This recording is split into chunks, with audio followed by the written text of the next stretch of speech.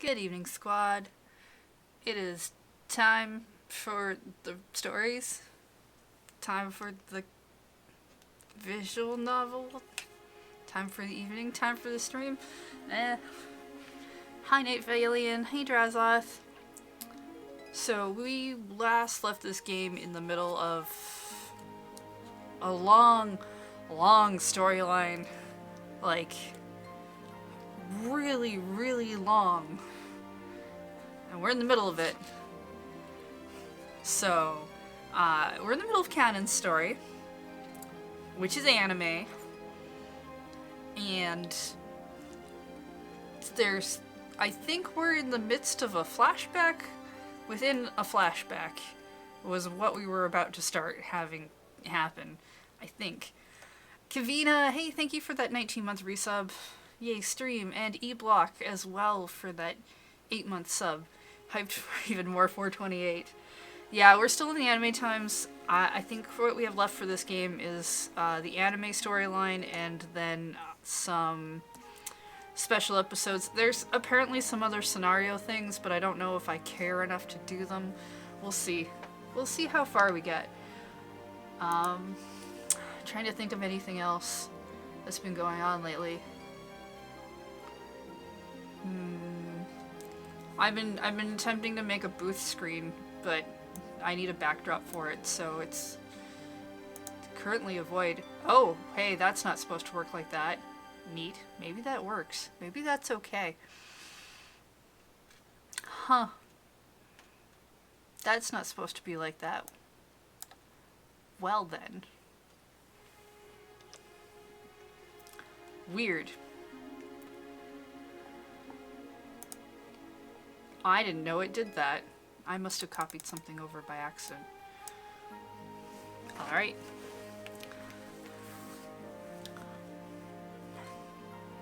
The camera went out of focus a lot there for a second.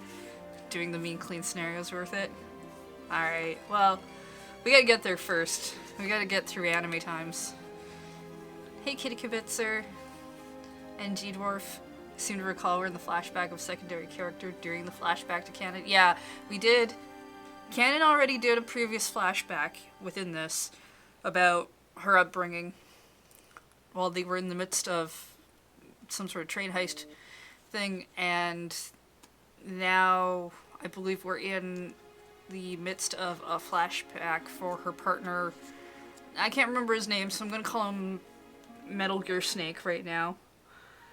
And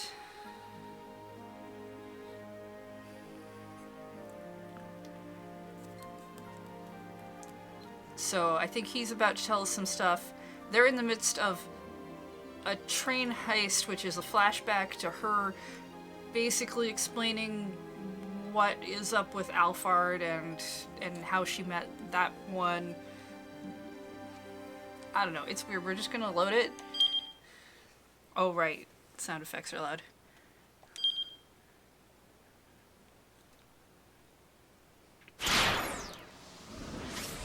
Yep. Is there...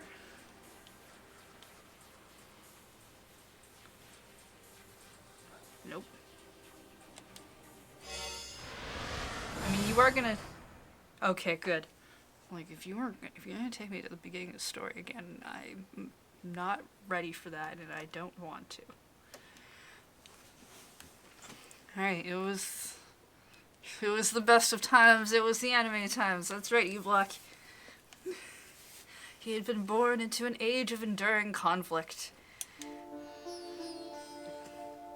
1948, the First Arab-Israeli War, which started with the first declaration of the establishment of the State of Israel. Let's see.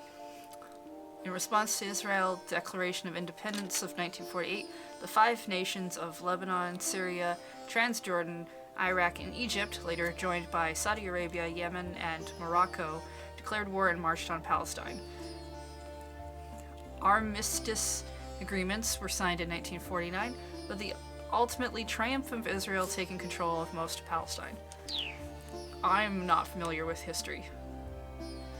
Over 800,000 displaced Arab refugees, a conflict between those who had formed their own nation at the end of their wandering and those who would now never be able to return to those lands. 1956, the tripartite aggression over the Suez Canal. Any attempts at negotiation or diplomacy were ineffective. The Middle Eastern hegemony? Oh, there's so many words I don't normally see, shifted into the hands of two nations, further deepening the turmoil. In 1956, Egyptian President Gamal Abdel Nasser declared the nationalization of the Suez Canal. Opposing this move, the United Kingdom and France backed Israel in an invasion of the Sinai Peninsula, leading to a violent conflict with Egypt. In 1957, the United States and Soviet Union intervened, arranging a ceasefire. Hey, Fickle Muse! And then, 1964. Wait, was he born in all these times? The Palestinian Liberation Organization was formed to retake its founder's rightful homeland, his homeland. An umbrella organization with the goal of the liberation of Palestine from Israeli control, abbreviated PLO, after Yasser Arafat, founder of the PLO's dominating faction, Fatah, became chairman. The organization took on the de facto role of the Palestinian government in exile. The Oslo Accords of 1993 saw governance centralized into the interim Palestinian National Authority. Following the death of Arafat in 2004, Mahmoud Abbas assumed the position of chairman of the PLO, as well as president of the Palestinian National Authority.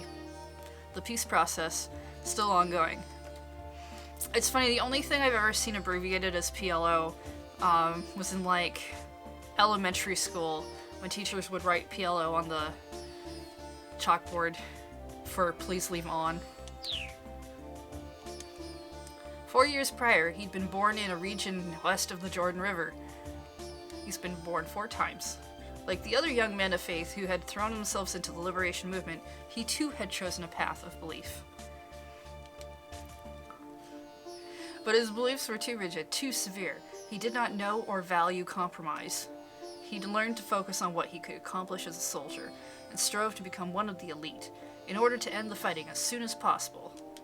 He believed that this was the very best that he could do. The organization he joined in his teens was small, but it had affiliated itself with the PLO and then joined up with Colonel Gaddafi's camp, which had provided its members with necessary soldiers' education. The former supreme leader of Libya, seizing power in 1969 coup d'etat, he is perhaps best known for his radical anti-Western rhetoric during the 1970s and 1980s, as well as rumored backing of various terrorist groups. In the later part of his life, his relationship with the West gradually improved. He played a leadership role in the formation of the African Union in 2002, becoming its chairman in 2009. Gaddafi was disposed and killed in 2011 by rebel forces in the Libyan civil war. Wow. Infighting, however, gradually reduced the organization's number. He used the 82 Lebanon War as his opportunity to temporarily distance himself from the PLO and thrown himself instead into the fighting in Afghanistan. Someone really wrote you a long backstory. 1982 war in which Israeli forces invaded the neighboring country of Lebanon to retaliate against PLO forces present there. PLO leadership moved to Tunisia, and a multinational force was installed in Lebanon, with the United States providing its core constituents. All directly lifted from Wikipedia.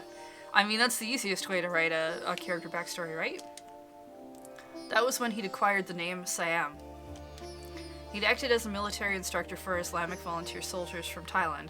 His students had bestowed upon him the former name of their kingdom. When the Soviet Union invaded Afghanistan in 1979, Muslims from all over the world joined up as volunteer soldiers to fight the Soviets in the name of jihad. After the withdrawal of Soviet forces, these volunteer soldiers did not completely lose ties with one another. Some of them went on to form international networks such as Al-Qaeda. Oh yeah, this is a great game to play right now.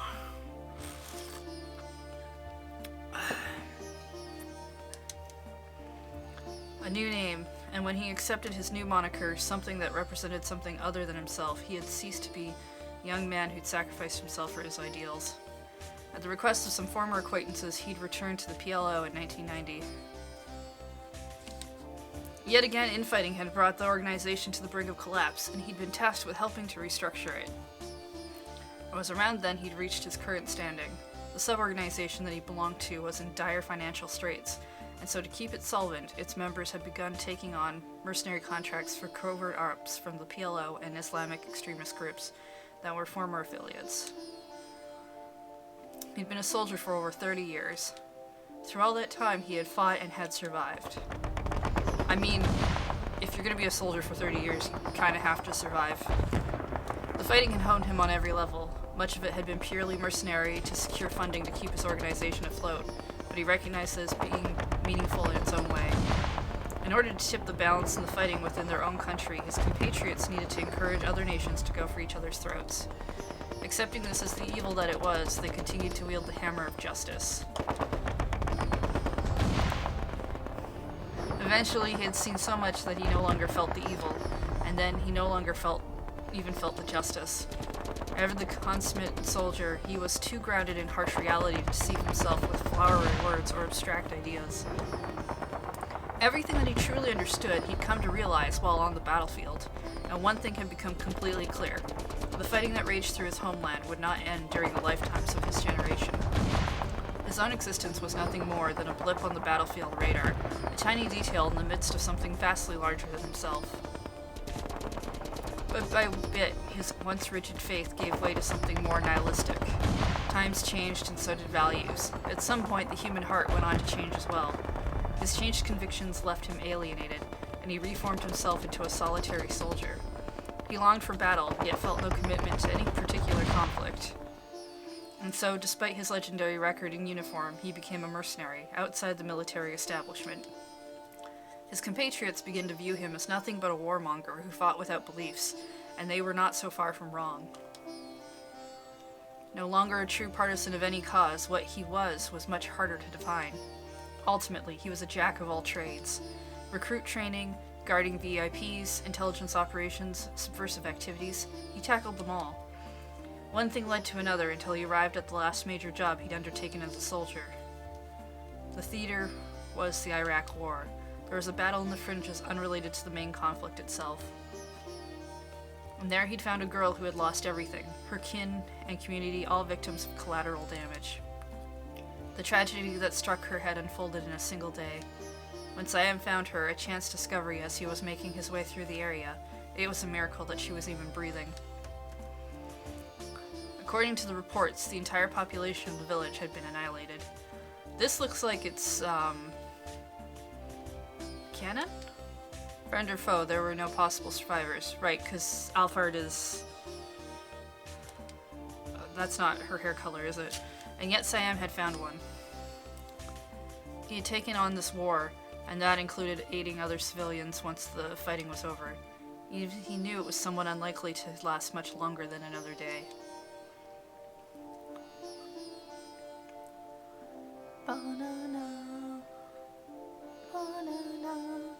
And yet, in defiance of his expectations, the girl clung desperately to life. She pulled herself back from the brink of death, pieced her broken psyche back together, and declared that she wanted to live. Easier said than done. This child had no relatives, and all records of her family had been wiped out. In order for her to live, she would need to be reborn as a soldier. There probably isn't anyone around with the patience to train a complete novice. I wasn't qualified, but I wound up sticking with you. Perhaps because something fascinated him. Perhaps because something fascinated him about this new responsibility. That's awkward.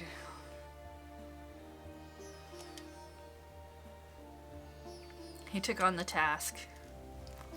To say that the girl wasn't soldier material would have been an understatement. On a scale of 1 to 10, she was less than a 0. That's not a good scale. Her personality was an issue. She was a whimsical, unable to keep her emotions in check, and incapable of working as part of a cohesive unit. Her general knowledge and awareness of local customs were also sadly lacking. She could read and write, but there was something fundamentally broken about how she processed information. She called the sun blue. At first, Siam figured that she'd simply been taught the word blue to refer to what most people acknowledged as yellow. It wasn't long before he was disabused of this notion. The girl wasn't wrong, everyone else was. The things she said weren't untrue from her perspective. To her, the sun did look blue. She was still able to distinguish the color yellow from the color blue, the same as anyone else, but she had a very peculiar condition, very rare, but known to humankind for centuries. Synesthesia. She was just like us, except in how she perceived the world. Words would come to her as shapes, sounds as smells, moods as colors. It had isolated her from within her own village, and thereby saved her life. That isolation was also why she had no initial aptitude for soldiering. She struggled to work within an organization, as those around her struggled to understand how she operated in a group environment. Siam had no doubt that she was the only soldier he'd ever trained who could make eye contact with another person and instantly understand where they fell short and what she could do to make up for it. Running her in a standard squad was almost impossibly difficult. Sam soon found that he often needed to give his new novice his undivided attention. He's still afraid of guns? In terms of trained reactions and physical skills, there was nothing more that he could teach her. She'd mastered shooting and all the fundamentals of his standard physical training. And yet, she was still an astoundingly timid girl, afraid of the battlefield, afraid of guns, afraid of the trigger. She even seemed afraid of loading a magazine. Every day, Sam found himself thinking she wasn't cut out for this, but every day she threw herself back into the training, facing all the things she feared. Revenge, he began to suspect. No doubt she wanted the ability to fight so that she could strike back at the nameless bunch who had taken her village and her family away from her. She wants to be like me, Siam thought. She wanted to kill. No, she wanted the strength to be able to kill, and then immediately to put that killing behind her.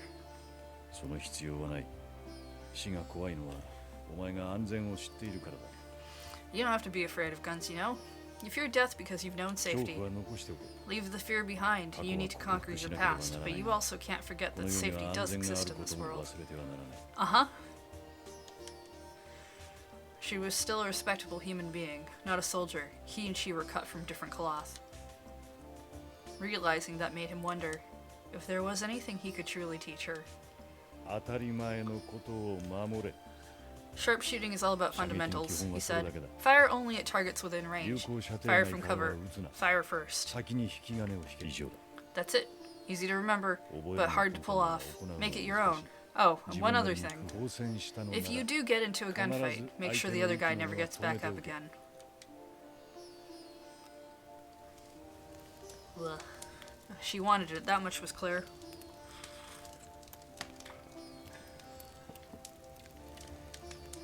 And while she might never make much of a rank-and-file soldier, there were better things for her to do than learn regulations and squad tactics. She could survive best on her own.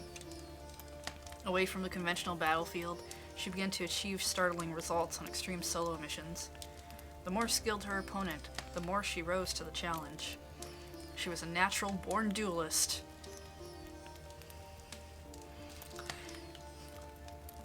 Okay, so I immediately just turned the anime into Yu-Gi-Oh! In my brain. It's time to duel! She was naturally born. The heart of the cards was with her all along. Quickly, someone give her a deck! She could probably summon, I don't know, Blue Eyes White Dragon. I don't know, that wasn't particularly hard. There was like one that required 5 cards. That was impossible in the actual card game. No, that wasn't quite right. The girl was an assassin. Sam had to admit that she improved each and every day. The almost daily change of pace was good for him too, as a teacher.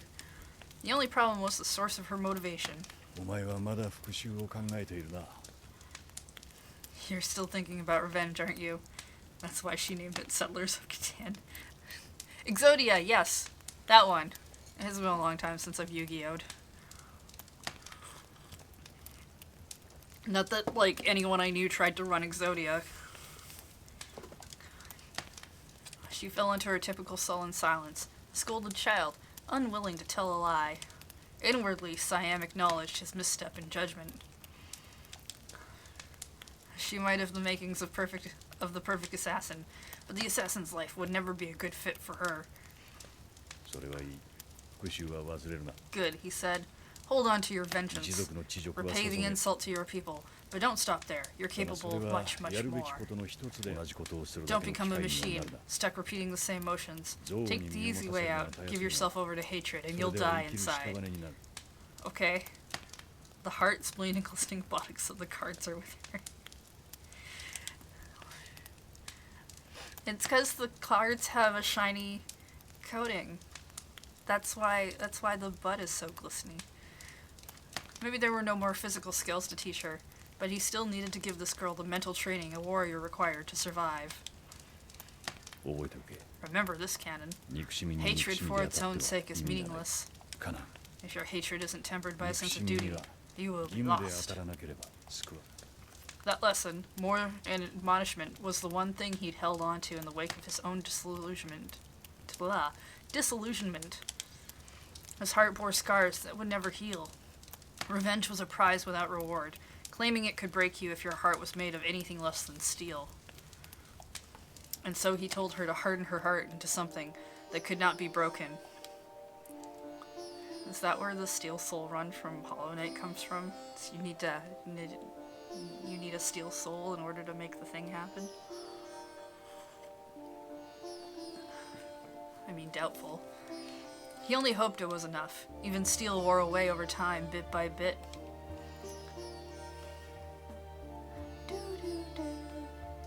A year had passed since then. A year that felt like a day. Now one thing in particular rose in his mind. Before this job, for perhaps the first time ever, Cannon had asked him for something. She wanted a tattoo, just like his. They grew up so quickly. Asking for tattoos, vaping. I don't know what other things the youths do. The youths. The anime youths.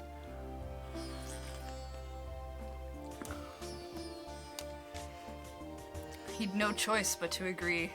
Microtransactions. That's not a thing people ask to do, though. That's just a thing that happens to you when you play video games now. There had still been one day to go before the job, so they'd gotten it done on location before boarding the train. The tattoo, a snake, represented bad luck and loneliness to the locals. She didn't care. She thought it was cool. Or maybe she had a deeper meaning to it. Who knows? Maybe she was a fan of some kind of snake band. The Vipers. I don't know band names. Kathleen would be really useful for that. She saw it in a kindred spirit, a creature driven by the same nothingness that fueled herself and Siam. The timid girl and the black snake. I like how everyone's like white snakes, and I'm like, no, it turns out it was a black one. If he gave himself over to sentiment, he might have said that the black snake looked somewhat uncomfortable there, coiled on this arm of this girl bent on survival. I mean, that if the tattoo looks uncomfortable, that's because the tattoo's uncomfortable. If the snake on the tattoo looks uncomfortable, that's something that happened with the artwork. Why are we under the train?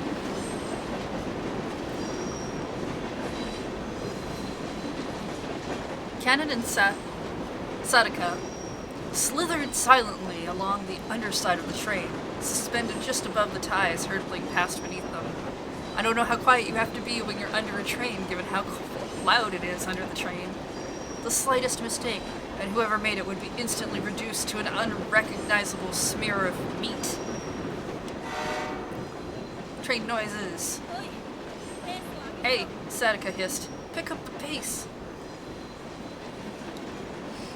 Okay, I get why you wouldn't wear a cloak while doing this, but their outfits are still silly. Yeah. Like, you wouldn't... I mean, the jackets are actually bad because they're loose at this point, which is not great. But I think you'd want probably something covering your arms and your midriff in case anything went flying. She was taking point. Kennen silently complied. She concealed her foul mood, but not so well that Sadaka couldn't see it. So, by which I mean I didn't conceal it at all. Clearly, she didn't like their chosen route. Who would? Would you have preferred the roof? Sadaka asked. Actually, yes. It seems like a better route. Kennen rolled her eyes. The roof is death. Okay, maybe it's not a bad route. But you did lie. This is no circus. Sadako let out an appreciative chuckle. Had the little princess been expecting some more elegant means of reaching their target? No, probably not, but like, maybe not under the train.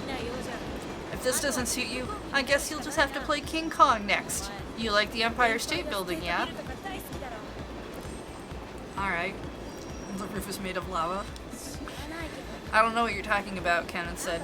But you're making fun of me, aren't you? It's a good thing they both have short hair. Of course, shooting breeze like this is so delightful. Normal small talk is just a bother, but when you can mouth off in a situation like this, you'll never be bored. Humph. Kennen furrowed her brow.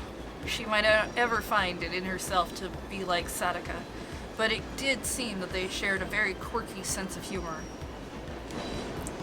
How are we having this combo under a train? Anime. The same way anime has conversations underwater. The doors to the freight car were shut with combination locks. It seemed like an outdated technology for protecting the classified material the car was carrying. Evidently, the enemy had been forced to make use of what they had available. Sadaka quickly punched in a numerical sequence and the lock opened. She'd acquired the code sequence before arriving on the train. Due diligence for Codebreaker. Some close-up shots. Now our guns are out. I forgot we had those. I was very distracted by the under-train travel. And then darkness, because there are no lights in this train. What? That's their security? Sadaka said as they stepped into the car. I was expecting a crowd inside. Either they're really confident or complete idiots. That was an airlock noise. You're right. They probably didn't have an airlock on this train. Space train. Ooh, that'd be like, there's like an anime, it's like something 99. Was that not on a train? I don't remember. The break-in had been disappointingly easy. They surveyed the freight car's interior, still anticipating a further challenge. The space was divided into two compartments. One was sealed, and held the item they were after, while the other, in which they now stood, housed a console room for managing the first. Galaxy Express 999, yes, that one. Fruit. Can you see it through the observation window? Sadaka said. That's what we're after. In that case there, the object itself is small. It is made at Fort Detrick. Apparently Mossad struck a secret deal with the U.S. Biological Warfare Experimentation Unit deployed in Iraq and got them to hand it over to the Israelis. A United States Army installation in Frederick, Maryland. The 5 square kilometer grounds are dotted with various biological and medical research and development facilities. The name, The name is sometimes used to refer specifically to the U.S. Army Medical Research Institute of Infectious Diseases.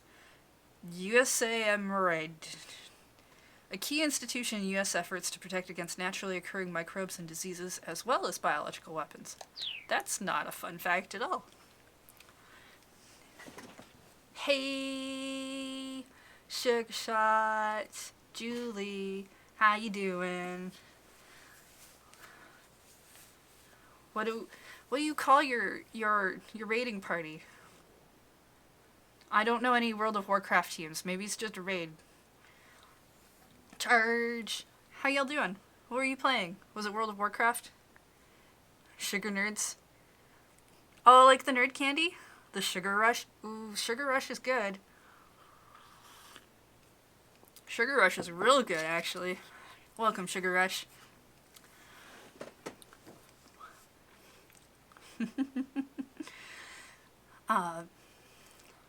Yeah, no, Sugar Rush is...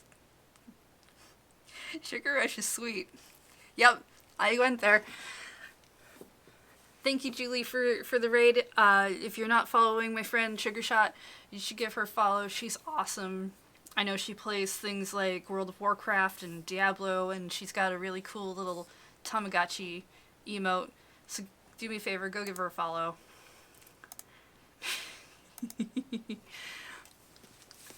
Yeah, you go eat. If you're not aware of who I am, my name is Heather. This is the Lunar Cafe, the Lunar Jade channel, and we're in the midst of a visual novel that's kind of bonus content. It's very long. It involves two girls who are somehow hijacking a thing. I don't know. It's weird. See you later, Julie. Thanks for coming by. Where were we? Based on what I was told, it'll be something in the size of a briefcase. Cannon moves. So, we just bust the door down and smash open the case? I was advised not to break anything. So we go in like we belong here, open the case and get out before anyone's the wiser. You just sit tight. Your part of the job assumed there'd be guards. The rest of this is my area of expertise. Nice. Well, Cannon's job's done. Unless someone jumps in with... You can work that console? I brought my own. But what a mess. Sadaka scowled at the slapdash array of electronics. T.O. Talk about a headache. Look at all these exposed cables. This is somebody's idea of a joke? I was looking forward to a challenge, but this is low budget internet cafe level. Sadaka grumbled as she hooked up her laptop. She was very into cable management, and this place did not have any of it. The security here was laughable, even considering how much of a rush the enemy had been in to arrange this weapon transfer. It looked like she needed to do a little more than input the password the Sheik had given her into the terminal. It's like they're not even worried about counterintelligence at all. Are the Israelis seriously this lax? You know, Israeli IT engineers are supposed to be better than this. How could this level of idiot strike a deal with the US military? Or are both sides this dim-witted? Oh, she's wearing the single suspenders. That's weird. Come on. Now, Cannon murmured, you like the Pentium M, don't you? We're getting into computer types? A CPU released by the Intel Corporation, originally developed in Israel. Its design focused on power conservation for use in laptop computers. Its compact size and brand appeal making it popular in many countries, including Japan. Computer fact. How could I not? Israeli engineers are the coolest. Cannon frowned. She might be loath to admit it, but their opinions really were very similar. And then the train was... Well, I mean, it was being a train. The PC booted up. Sadka logged into the terminal and entered the password. She worked with a skill in alacrity. Alacrity? Sure, that would have made any codebreaker proud. By the time you get to the hacking stage, the job is practically over, she said. The days of having to decrypt things on site are largely in the past. Quite frankly, there's no better way to break through security than social hacking. Social hacking, Cannon asked? What's that? It's sort of like detective work. Getting information in ways other than relying on computer know-how and programming techniques. Nobody knows more about the security of a site than the people responsible for it. So you negotiate with them, run surveillance on them, even root through their trash, Sedeka explained.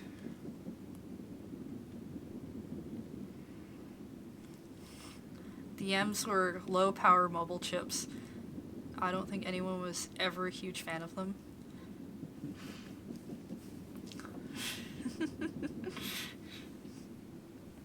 今回こいつのセキュリティに関わっていたのは3人だけだったからな。まあ、Alacrity. Ah, thank you for backwards. There were only 3 people involved with security on this job, so it was a breeze. Normally, for something this level of secrecy, I'd need keys from 10 or more people. And hey, let me have one of those sugar things. I need something to put in my mouth. Ah, yes, pixie sticks. Cannon frowned, but handed her a sugar stick.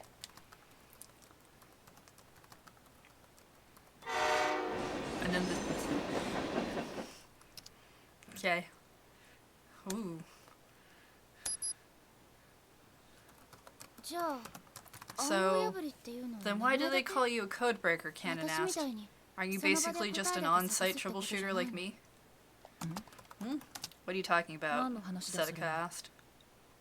私が言っているのは単に人間の方がハックしやすいって話だ。そりゃ答えそのものを手に入れるのが理想だが。I see what you did there, you black. I see what you did there. I am jealous that I didn't think of saying that this was just a training mission first. My point is simply that people are easier to hack, she continued, working at the keyboard as she spoke. Ideally, that'd be how you get all of what you need, but that's not doable in practice. Besides, social hacking is all about plugging in numbers too. You're just wasting your time researching someone's emotions, personality, and history if you don't find a way to turn the results into numerical form. When you're done, you arrange the info you've gotten, and the way to derive, say, a password becomes self-evident. So you spend a lot of time on Facebook is what I'm getting.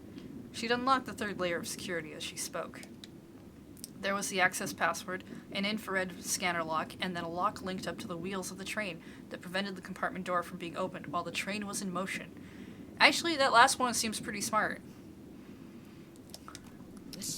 Alright, that's done, she said. See, the thing we're after is still a prototype, so I can log in under one of the researchers' names. Then I can use the research lead's account to give me admin rights. And... What? Oh no, did I F up? Something the matter, Cannon asked. Oh, I've changed the passcode. I tried the 3 highest priority ones I had, but none of them worked. What does that mean? Here, 1 hour remaining, Cannon asked. It means passcode input has been locked out for another hour. Even if any of the other passwords I have are valid, the system won't let me enter them anymore. They were running out of time. Already 15 minutes had passed since they'd begun operation. Allowing for 5 minutes to get back to Cyan's card, they only had 10 or so minutes left to work. They up and changed the codes before loading, damn it. I should have known they'd mess up their update schedule along with everything else. Classic.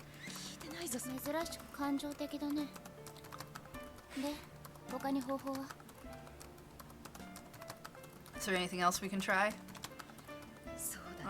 Maybe, Sedeka said. Since we can't get access with the passcode, we could try sending the unlock sequence directly to the lock itself. No, wait, that's impossible. The sequence itself is encrypted and stored in a program. There's no way for us to get it.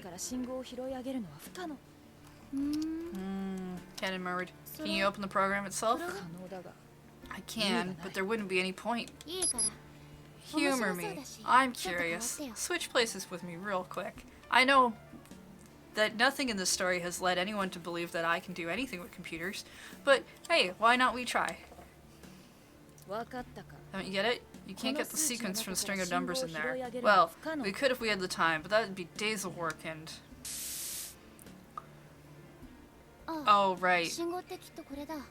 Sure. I forgot. She has that power. I'm pretty sure it doesn't work this way, but sure, anime. Ah, this must be the sequence here, Cannon said. I'm not reading all those numbers out loud. But you should give these ones a try.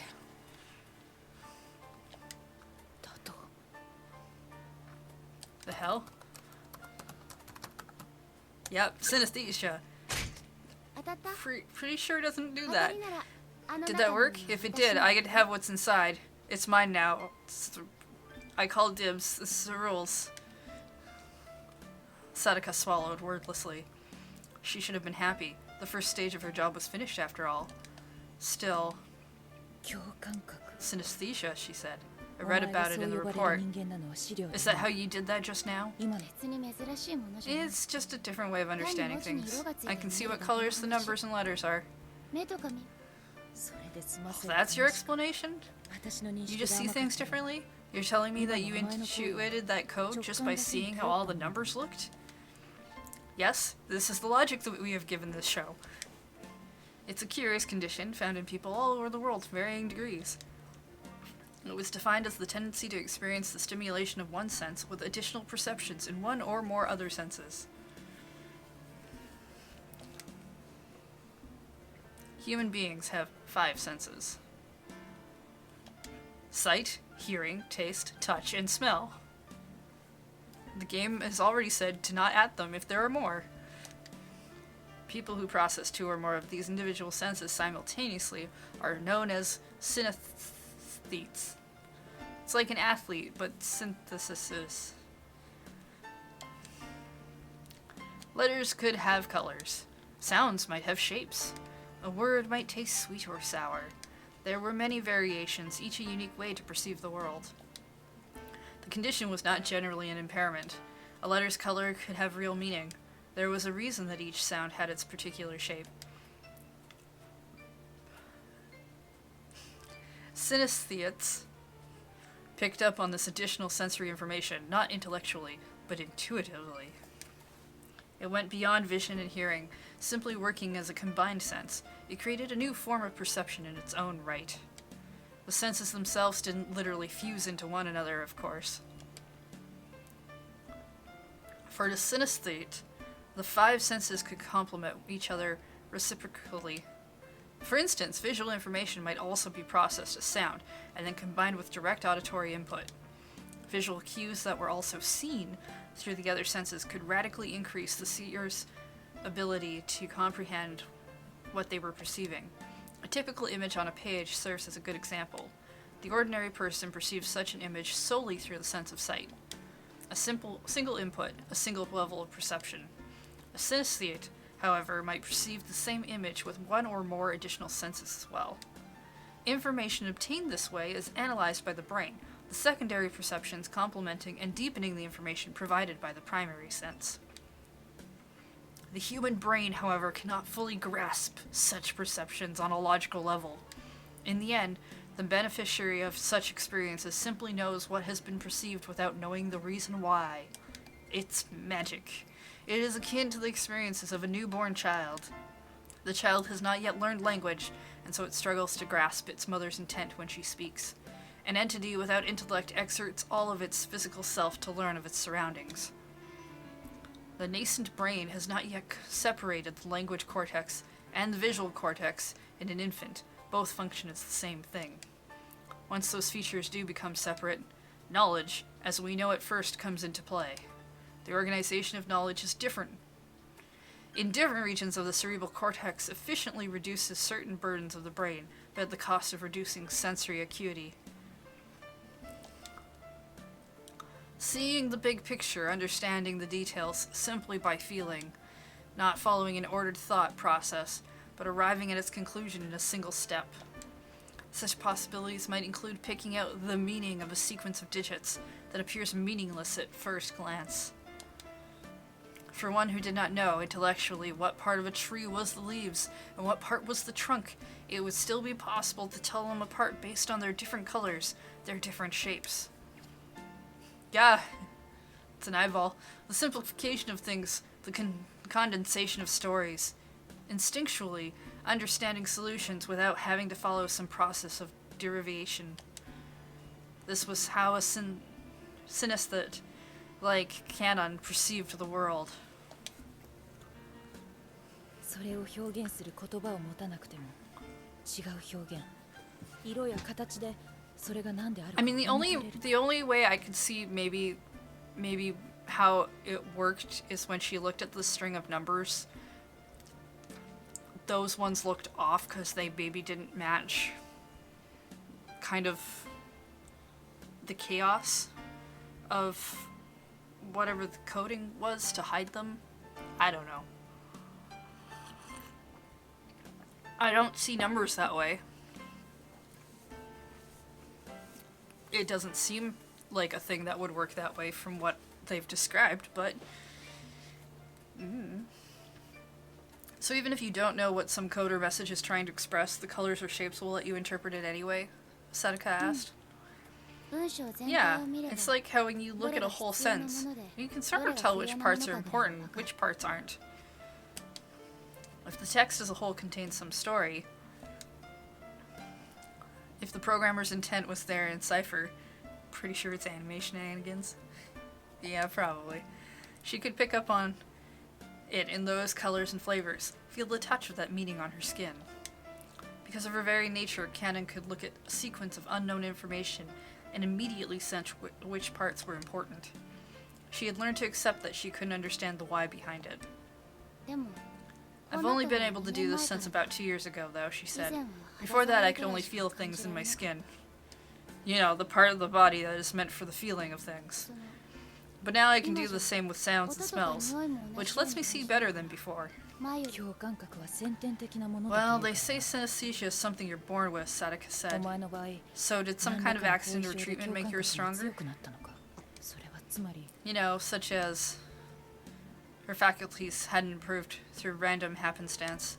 Perhaps when she was on the brink of death, some of her bodily functions had broken in order to keep her alive, and had somehow changed while she recovered. They say creatures with unusual tactile acuity pick up information on their surroundings through waves. Are your perceptions something like that? Sort of? Maybe? I'm not really sure, but I can see my surroundings almost as if they're made of waves when I want to. So then, can you tell me what I'm doing now? Sadaka asked. Yeah, I can see the scent of your shrugging your shoulders. I can see the scent, Sadaka thought. So that's what using your whole body to perceive things is like. This girl had eyes pointing in every direction. She was a veritable sensory prodigy. She had no blind spots. Her ears and nose, her tactile sensations, saw on every side at once. She's essentially a whole bunch of eyeballs. It's quite a gift you have, Sadaka said. Like a sixth sense the rest of us lost somewhere along the way in exchange for intellect. Maybe it wasn't so remarkable after all.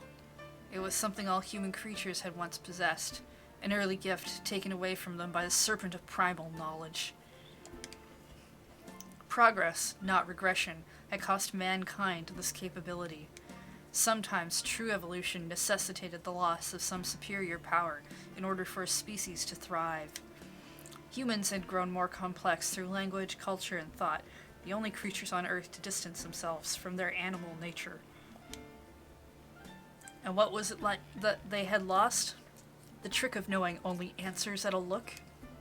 To receive an answer without thinking, that was nothing more than the abandonment of thought. You're a primitive, basically.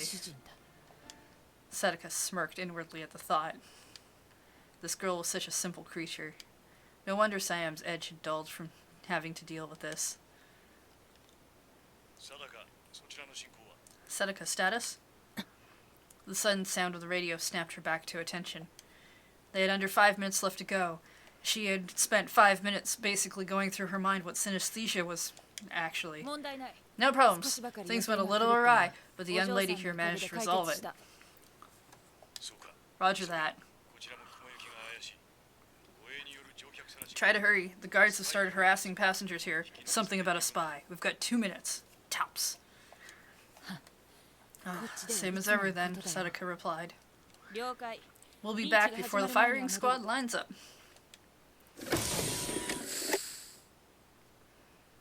I mean, that I could believe maybe has some sort of kind of airlock thing. She stared at the briefcase-like container in the open compartment. It really is portable then. I've already confirmed the contents via the terminal.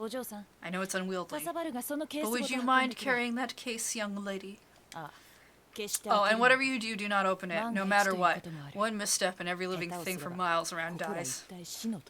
You know, no pressure. Wait, what? Siam, she radioed. I forgot to ask. What are we acquiring here? Oh, yes, one of the smallest, most sinister weapons in the world. There was a brief silence, but Cannon already knew what his words implied. A chill ran up her spine. She could feel the latent threat before her now. Wait, this is... a virus. Designated Risk Group 4 by the American CDC. Our highest risk rating. CDC, it's an abbreviation for Centers of Disease Control and Prevention, a multidisciplinary research institution under the jurisdiction of the United States Department of Health and Human Services. Headquartered in Atlanta, Georgia, it is known as one of the world's foremost organizations in the field of virus and infectious agent research. Yeah, like the UA virus. Ooh? Oh man, I could have totally been like, hey Sam, ooh, what's this? He's like, yeah, that's right. Secret experiments were carried out to disseminate and infect people with it in order to demonstrate its lethality. And then its genetic code was tweaked to increase its efficiency as a bioweapon. They call it UA Proto. That was it? That was the name of the fragment of hell that had brought ruin to her life 2 years earlier? UA. A microscopic demon released by mankind. It was the year 2000. Oh, we're doing another flashback. A retrovirus awoke in the Drakensberg region of South Africa. Retrovirus, a type of virus that reads genetic data and uses reverse transcriptase in order to copy its own RNA. Put more simply, it uses the cells of other organisms to make copies of itself. Because the retrovirus genome is made of RNA, retroviruses are thought to be more unstable and prone to sudden mutations than DNA viruses. I did not know that. That was some kind of fact. Drakensberg, a mountain range in South Africa that takes its name from the Afrikaans word for the Mountains of Dragons. Oh, that sounds cool. Part of the range forms the national border of the Kingdom of Lesotho. The highest peak at 3,842 meters is the Bana Teliana, which means beautiful little mountain in the Sesotho language. I probably did not pronounce that properly. The year was 2000. We had gotten through the Y2K virus, and the world was still here. Deforestation carried out in the name of advancing national development unleashed the pathogen upon the land, rapidly infecting the local village. The virus's combination of a high lethality rate and a high infection rate wiped out the entire village in a matter of days. Lesotho is one of the two countries entirely surrounded by another country. Oh, fun fact there, you block. Fun fact. The South African government carried out radical sterilization procedures, bringing down the forests in a several kilometer radius. Luckily, the virus was still vulnerable and the sterilization effort proved successful. Until 3 years later, when agents from another nation collected samples of the virus from the same woodlands and began research on military applications. They improved the virus and successfully created a weaponized prototype. The demon awoke. They chose a village already engulfed in the flames of war as a test site. Under cover of the conflict in Iraq, the weapon makers carried out their experiment. The virus was unleashed, and the village vanished. The lethality rate was over 90%, the infection rate and survivability of the pathogen both exceptionally high. This was the tiny demon, invisible to the naked eye, that had taken everything from the young girl called Kanan. After that, there were rumors of further development. The improved form of the virus was given to the name UA, and the last of the prototype that had destroyed that nameless Middle Eastern village was frozen. Yes, frozen. Not disposed of, not eradicated. The weapon was difficult to use, but those who possessed it still felt like there was value even in the inferior prototype. Furthermore, it represented a great deal of research money, which meant whoever it might be, should a buyer emerge, they would sell. Cannon had no words. Why was this thing here now? She felt nothing. No grief, rage, or despair. There are many other emotions that exist, but she probably didn't feel those either. She simply thought calmly. Someone is still alive who is willing to use this weapon. That includes the soldiers who are here to protect it. Hey, young lady. I know. Right now we need to get this case to Siam. She spoke. She moved mechanically, removing the case from its compartment. Whatever free will she'd possessed a moment before had vanished. Setika watched her, satisfied. And then the computer freaked out. You probably wanted a Windows update. And both girls stiffened with alarm. A message appeared on the monitor. Case connection broken. Security breach possible. If disconnection is unresolved after 60 seconds, alert broadcast will commence. You didn't disable the alarms? Cannon snarled. Complain later. We'll never get it reconnected in time. Call Siam now. The call was brief, and the conclusion was clear. The parameters of the job had changed. A fight was unavoidable. They would need to strike first. Siam, just listen. I'll neutralize the guard... Sorry, I'm turning that down. That beeping is annoying. Just listen. I'll neutralize the guards in the rear car. While I do, keep pressure on the ones up front. Once I've secured the rear, I'll give you the signal to fall back. For the time being, Cannon and Setika were trapped. There were 7 hostiles ahead of them and 7 more behind. All the girls could do now was sit up in the freight car to buy themselves time. And yet, I think this calls for a more aggressive solution.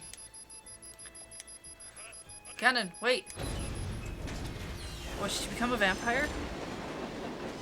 Whoa.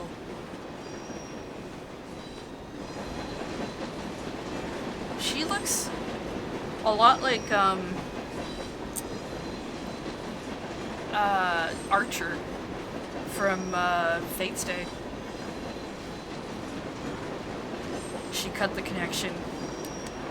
Her eyes gleamed with menace. There was no time for hesitation. This was time for battle. You? Alone? Setika was incredulous. Are you out of your mind? Having confidence in your skills is one thing, but be realistic. There are 7 soldiers out there. I know that, but these guys aren't as good as Siam.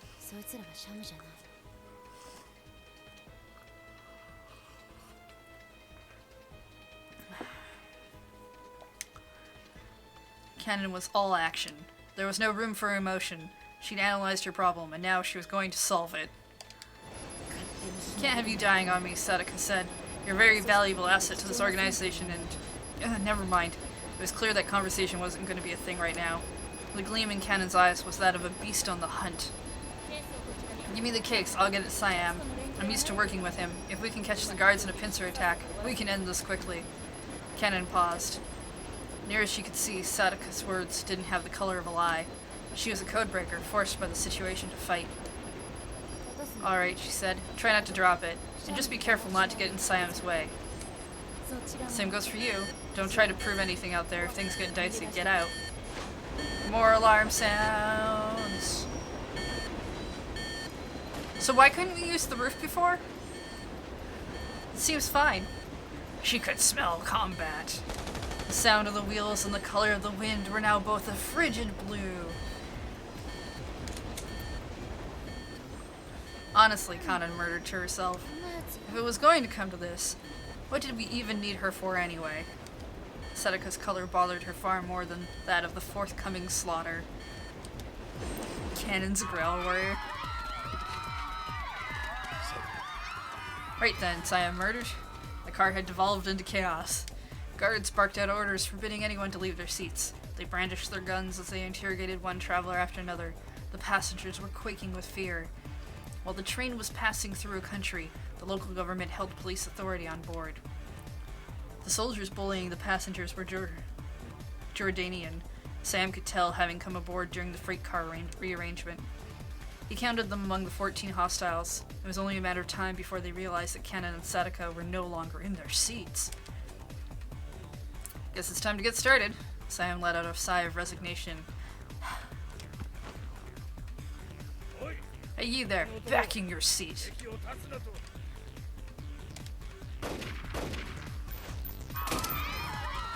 Now things were getting interesting.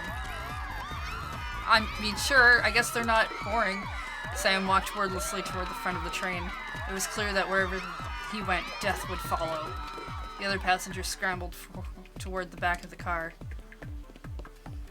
No chance of another surprise attack this time. These soldiers were already ready for combat. They'd pull the trigger as soon as they had a target. It was 1 against 6 now. If he played this by the book, Sam wouldn't stand a chance. Rule 1 was always shoot from cover. It was the first lesson he taught his students. The thing was, rules were made to be broken. So much for playing it by the book. Fastening the top button on his custom bulletproof coat, he strode forward. I am a wall. Walls feel no pain.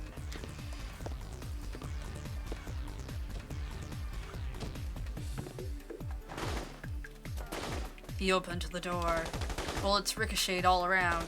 He cased his enemies, assessed their firepower. He might get injured, but he was confident he wouldn't go down. Right now, there were only 2 guards in the dining car ahead.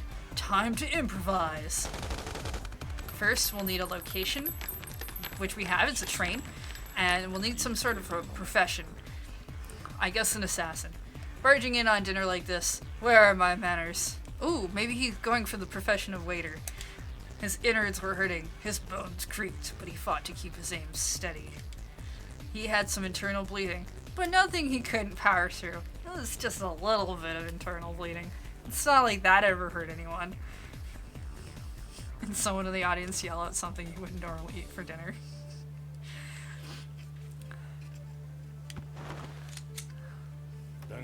Sorry, never was housebroken. Wait. Are you sure that means what you think it means? He took another step forward. Reckless, maybe, but if he didn't deal with these before reinforcements came, well, no point worrying about that right now. Not when there were people left to kill. And just like that, he was down to 3. The worst was yet to come, and his body would bear the brunt of it. Still, Siam was unafraid. He was dead from the beginning, a walking corpse. He traded his courage, his passion, for an emptiness without fear. I don't know what store you gotta go to for that trade-in. Cannon's heartbeat in time was beating in time with the blaring alarm. But her mind was clear. Right? It's just like, never was housebroken. Where does that line come from? I don't even know why you would say that. With mechanical coolness, she considered her orders and the time she had available to carry them out. She inferred the possessions of her 7 targets, assessed the potential for a strategy that could overcome 7-to-1 odds, and picked her moment. This she did by instinct. Cannon didn't need to think. Thinking was not for her. She let the hard soles of her shoes slap down on the roof of the train car as she ran. She let them? Sure. That should get their attention. Okay, she did this on purpose. That makes a little more sense. Up top. Running on a train car. Nobody can stop you. Well, except maybe the guys with the guns. They're heading for the engine. Cut them off. The soldiers sprang into action. One of the gangway doors opened. As the leading guard stepped through, a red-clad figure flashed into view on the roof of the adjacent car, her hair streaming in the wind as the train raced along at 80 kilometers an hour. Who could it be? Well, it's Cannon. In her tube top. She fired twice. The trigger control was flawless, aided by the lightweight slide and short recoil operation of her Beretta. 1 instant, 2 targets, right between the eyes. Trigger control is a shooter's ability to precisely manipulate a firearm's trigger. Although ostensibly a simple movement, it takes considerable skill to break a shot cleanly and quickly reset for a follow-up shot. Good technique is essential for shooting accurately at speed. A type of operating system used in most autoloading pistols, as well as some machine guns, the mechanism uses recoil generated by the weapon's firing to quickly load the next round into position. Here's a short video. Yep.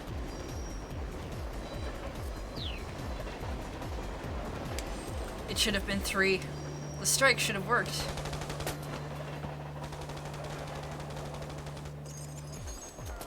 But she only got 2. I failed. She missed her shot at improving her odds to 4-1. Or maybe instead of blaming herself, she owed her enemies some respect. They moved well. At this rate, failure was just a matter of time. She didn't have the firepower to go up against 5 well-armed opponents head-on. At the moment, they were on equal footing, both sides cowering under cover. She'd never be able to pick them off one by one. But sooner or later, the soldiers would realize that they could lay down enough suppressive fire to force her to stay down while someone rushed her position. And if she tried to rush them instead, the instant she emerged from behind her seat, she'd fall victim to a hail of bullets. Cannon sighed. For the moment, it was a stalemate. She couldn't see the enemy, and they couldn't see her. But then, she heard one of the soldiers. No capture necessary. Just eliminate. Cover me. The guards were using hand signals, but Cannon could perceive them as sounds. Okay, so nobody actually said that out loud.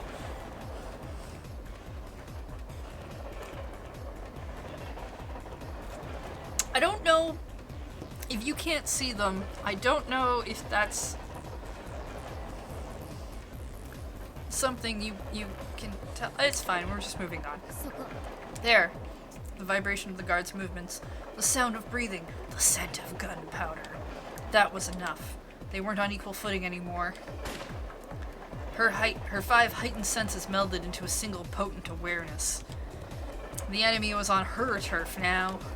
The angle of the floor and the walls, the strength and positioning of the wooden seats, the humidity of the air, subtle cues of friction and impact.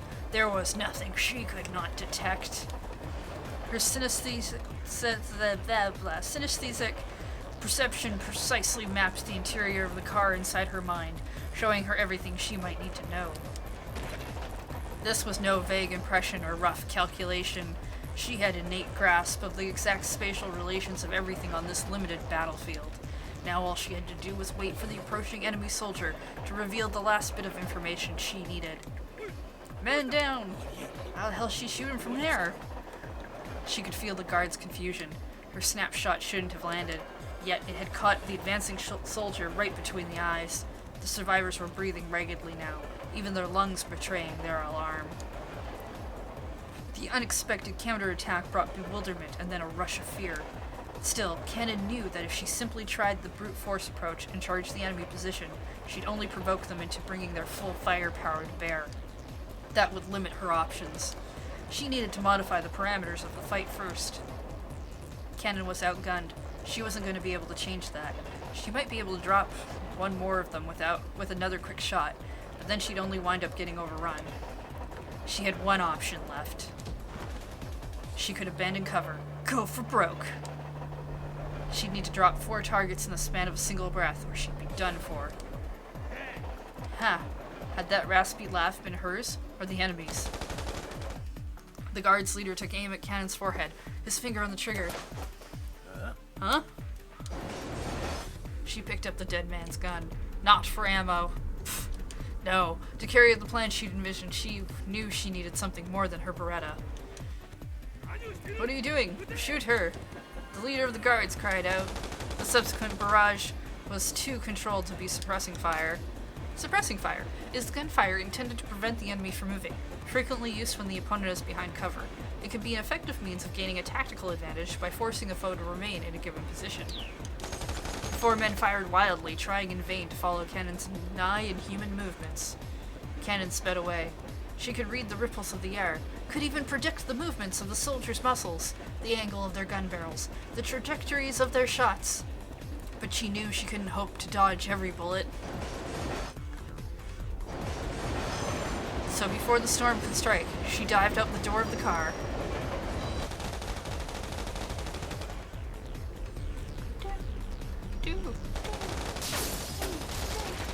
So, she didn't pick up the other gun for ammo reasons, but she definitely was using it.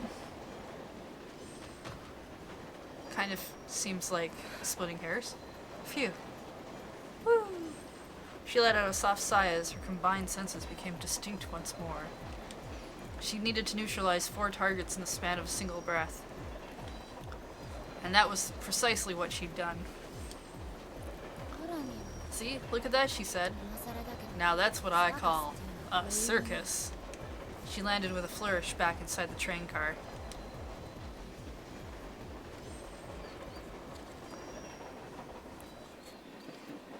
She cleared out all the soldiers stationed in the forward compartment. They'd successfully recovered the payload and wiped out the enemy force. Now her task was to evacuate ASAP. She wanted to check in with Siam, but knew she shouldn't risk breaking radio silence without knowing the situation on his end. He probably doesn't need me to bail him out anyway. She wanted to rush to him, but knew Siam would be disappointed in her if she did. And now that she'd made it forward of the secure freight compartment, doubling back to the rear of the train only to have come forward again would be a waste of time. Maybe I should head for the engine and stop the train? With her cover blown, they certainly couldn't go to Amon. She and Siam would need to get off the train en route and conceal their whereabouts. Probably the sooner the better. The scent shifted. She heard sharp footsteps. She spun round, ready to fire. There was a rustling of clothes, and a new sensation crashed against her skin.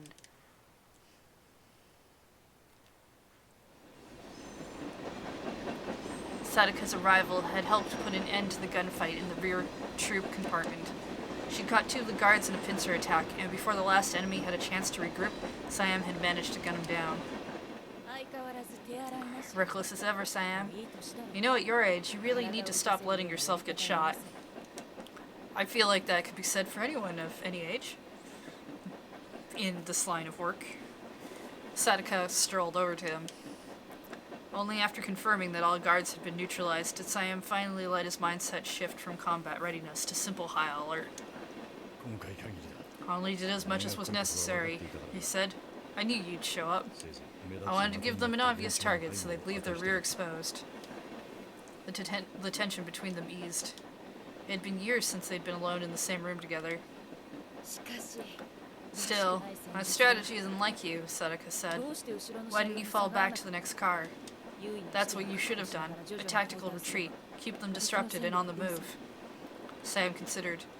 Maybe it really hadn't been necessary to make this car into the battleground.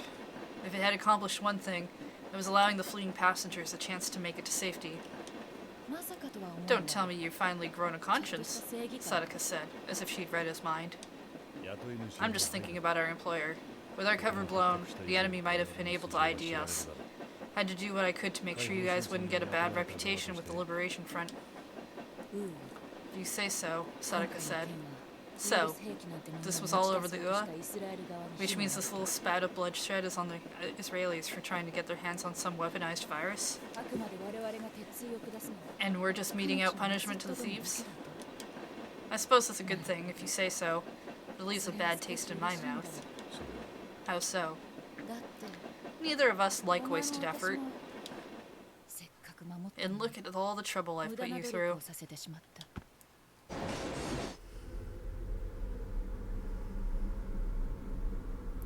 Uh-huh.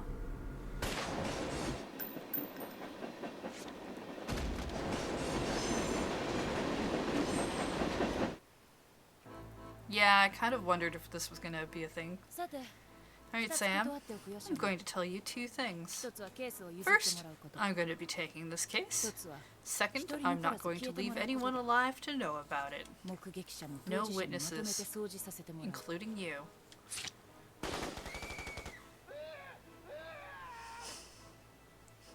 Gunfire and screams echoed from the back of the train. Someone was mercilessly gunning down the passengers who'd fled there for safety.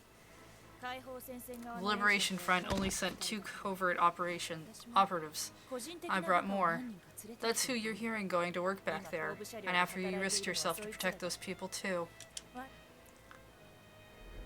You're betraying the front? Siam rasped. It's not betrayal. The Liberation Front was simply a patron to me. It's just doing Sadaka, really. Well, now the fundamentalists have been beaten at their own armed conflict game, I'd say it's high time we cut ties. One who believes absolutely in a particular religious doctrine, used here to refer to Islamic fundamentalists. These include radical anti-American, anti-Israel factions, who have repeatedly come into armed conflict with the Israeli army. military. The slaughter continued.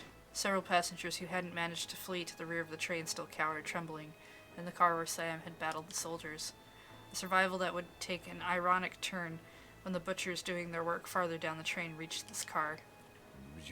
This doesn't make sense, Sam said. If the Liberation Front gets this bioweapon, they'll become the danger that you've always wanted them to be. Indeed, if I hand this over to the Palestinians, the Israelis won't be able to stand by quietly. But your side is outgunned, and ultimately you'd be forced to break the seal on this thing to even up the odds. And I can't have that. After all, I'm the one who prompted the US military to sell it off in the first place. Sam let out a hoarse gasp. What I want is rumors, Sadaka continued. Dangerous rumors. A biological weapon the US military was getting rid of, stolen mid-transport in a raid in Jordanian territory. Was the transport arranged by Israeli hardliners? Was the raid carried out by the PLO? Who got their hands on the virus? No one will be sure of the truth. Tensions will rise, and my gossip rig will be amazing. That's all I'm after. War is never good. A toy like this needs to be reserved for those who know how to use it properly. This was all a political farce, an especially poor one at that. Neither the side transporting the weapon, nor the side attempting to steal it, would know where it had gone. Suspicion would beget suspicion, plunging the Middle East further into chaos. Do the Israelis not know about this? Siam asked. Was the UA prototype deal some hardliner working independently? That's right, the desperate flailing of some old fools who are backed into a corner. Their leaders must be in a mad rush right now, knowing that their own people have been trying to bring some lethal poison into their house without consulting them.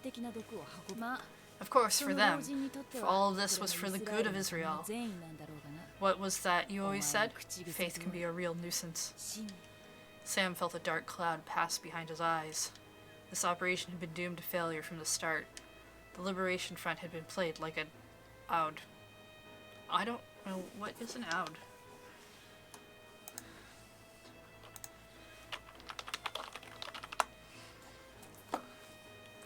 A form of lute or mandolin played principally in Arab countries. Okay.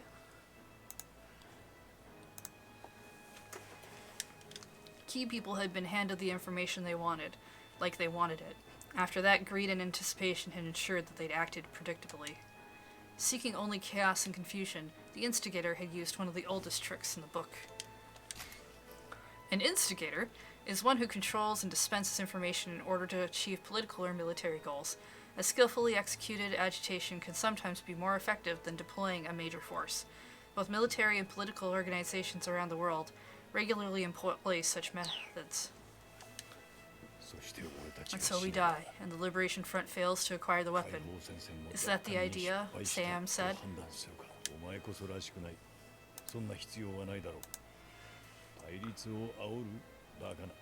There's no need for this. You want to fan the flames of confrontation? Even without a third party pouring on more gas, the fires here aren't going to go out.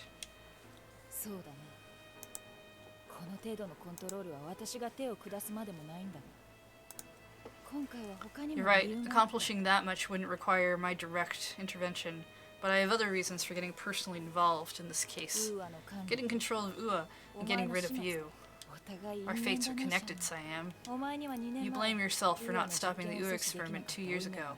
I knew you'd take the bait this time if you knew the virus was involved. And if anyone was going to be able to get rid of you, it was going to be me, right? Though I must admit, you're stupider than I gave you credit for. So this is all just a scheme to protect your secrets, Sam said, and I'm an obstacle to concealing the existence of the weaponized UA? Yes, though I didn't decide that just now. I've been thinking about getting rid of you since the very beginning. I think ahead. The very beginning? I only learned about UA 2 years ago. We've known each other for 4. True, but you know too much about me. Not my birthplace. I don't really care about that. You know what kind of soldier I am. Sam stared at Sadaka through a haze of pain. Any secret weapon becomes less effective once its true capabilities are known. And she sees herself as a weapon. She'll kill me to maintain her effectiveness. Sounds like I underestimated your need for privacy, he said. So once you're done with me, Cannon's next. ああ、あれがウーアの生き残りであることも知っている。お前と同じ問題だよ。 She is. I know that she's an UA survivor. She poses the same problem you do. And she survived a viral weapon with a 100% lethality rate. Why and how is she still alive? She'll be able to provide some valuable data. Fun. When she'd first arrived on the train, Sadaka said something cryptic about looking into personnel and looking into a flaw with a weapon.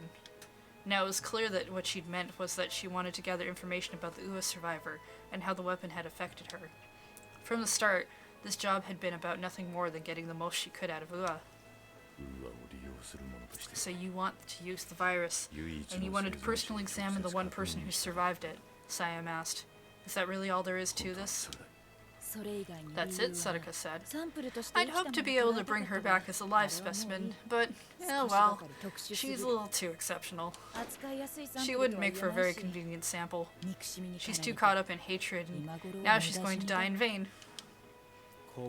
Sadaka's radio crackled to life. The rear section is now secured. A masculine voice declared. Should we prepare to withdraw once we're done with cleanup? Negative. Hold off on that for now. Our people in the forward section are late for the rendezvous. Contact the helicopter and get them now. And let them know.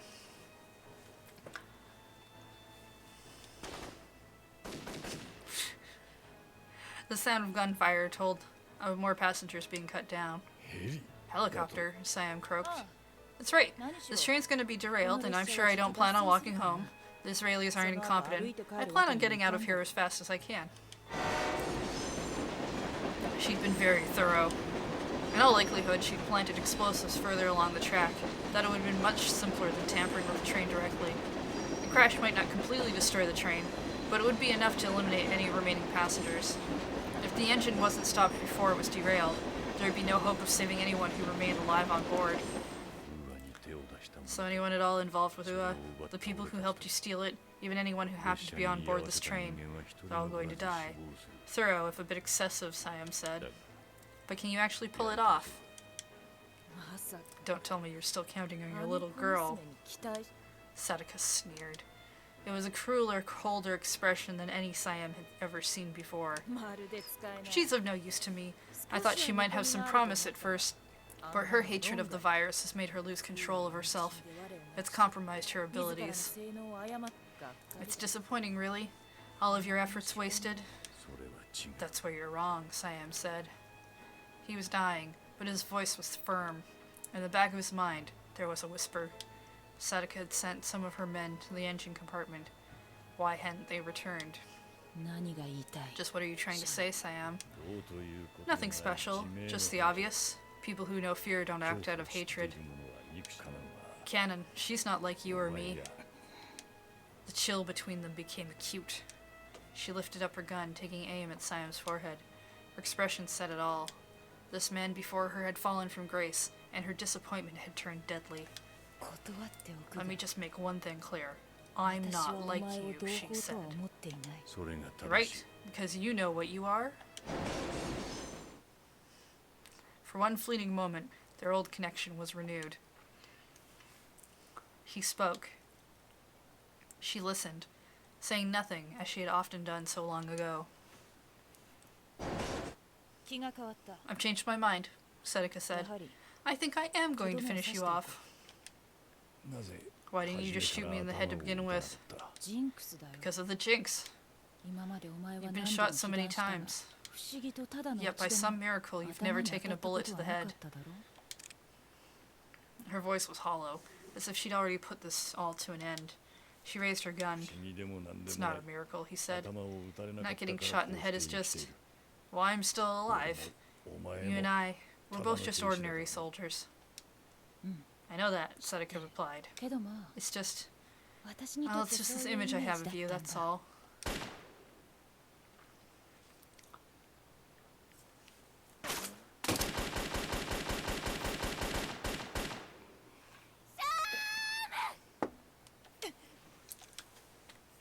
Cannon came charging from the adjacent car.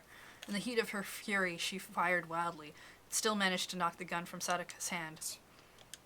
Seneca instantly retreated. She sensed instinctively to her chagrin that she couldn't defeat her young rival now. Under the circumstances, this was prey she wasn't ready to hunt. Seneca clicked her tongue, dismayed at being outfaced by such an impulsive attack. The girl had been so calm and collected before. Somehow she'd been transformed into a creature of pure emotion, a warrior, undefeated and clearly beyond Seneca's capabilities. And it's all very quiet. I think those were some reused scenes. The scent shifted. She heard sharp footsteps. Oh, are we flashbacking to a few minutes ago? She spun around, ready to fire her gun. There was a rustling of clothes, and a new sensation crashed against her skin. A volley of bullets whizzed right past her face. But how? A chill ran down her spine. There were enemies other than the soldiers on board this train. This one was dressed as a train engineer. Shaking off a premonition of disaster, she pursued this new foe as she retreated toward the front of the train. Right now, she needed to stop the engine. She followed the enemy who'd shot at her all the way to the driver's cab.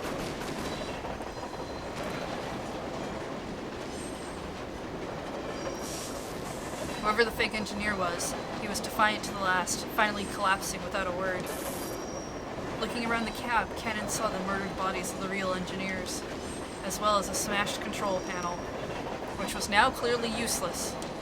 If this guy was wrecking the train, Cannon thought, he must have been in league with the soldiers protecting it. And if there was some third party that they hadn't been aware of, Cannon broke into a sprint. If she'd been better understanding of how the train functioned, she might have found some way to stop it by force by destroying something in the engine room. But she had no time to ponder such things now. Her instincts spurred her into motion.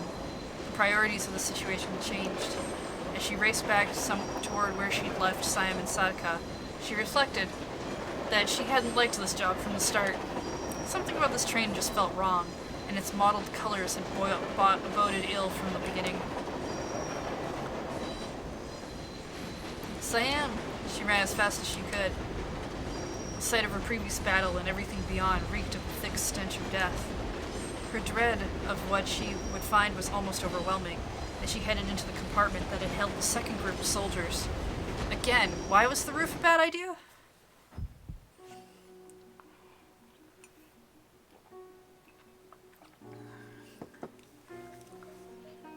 All at once, she saw pure, excruciating red.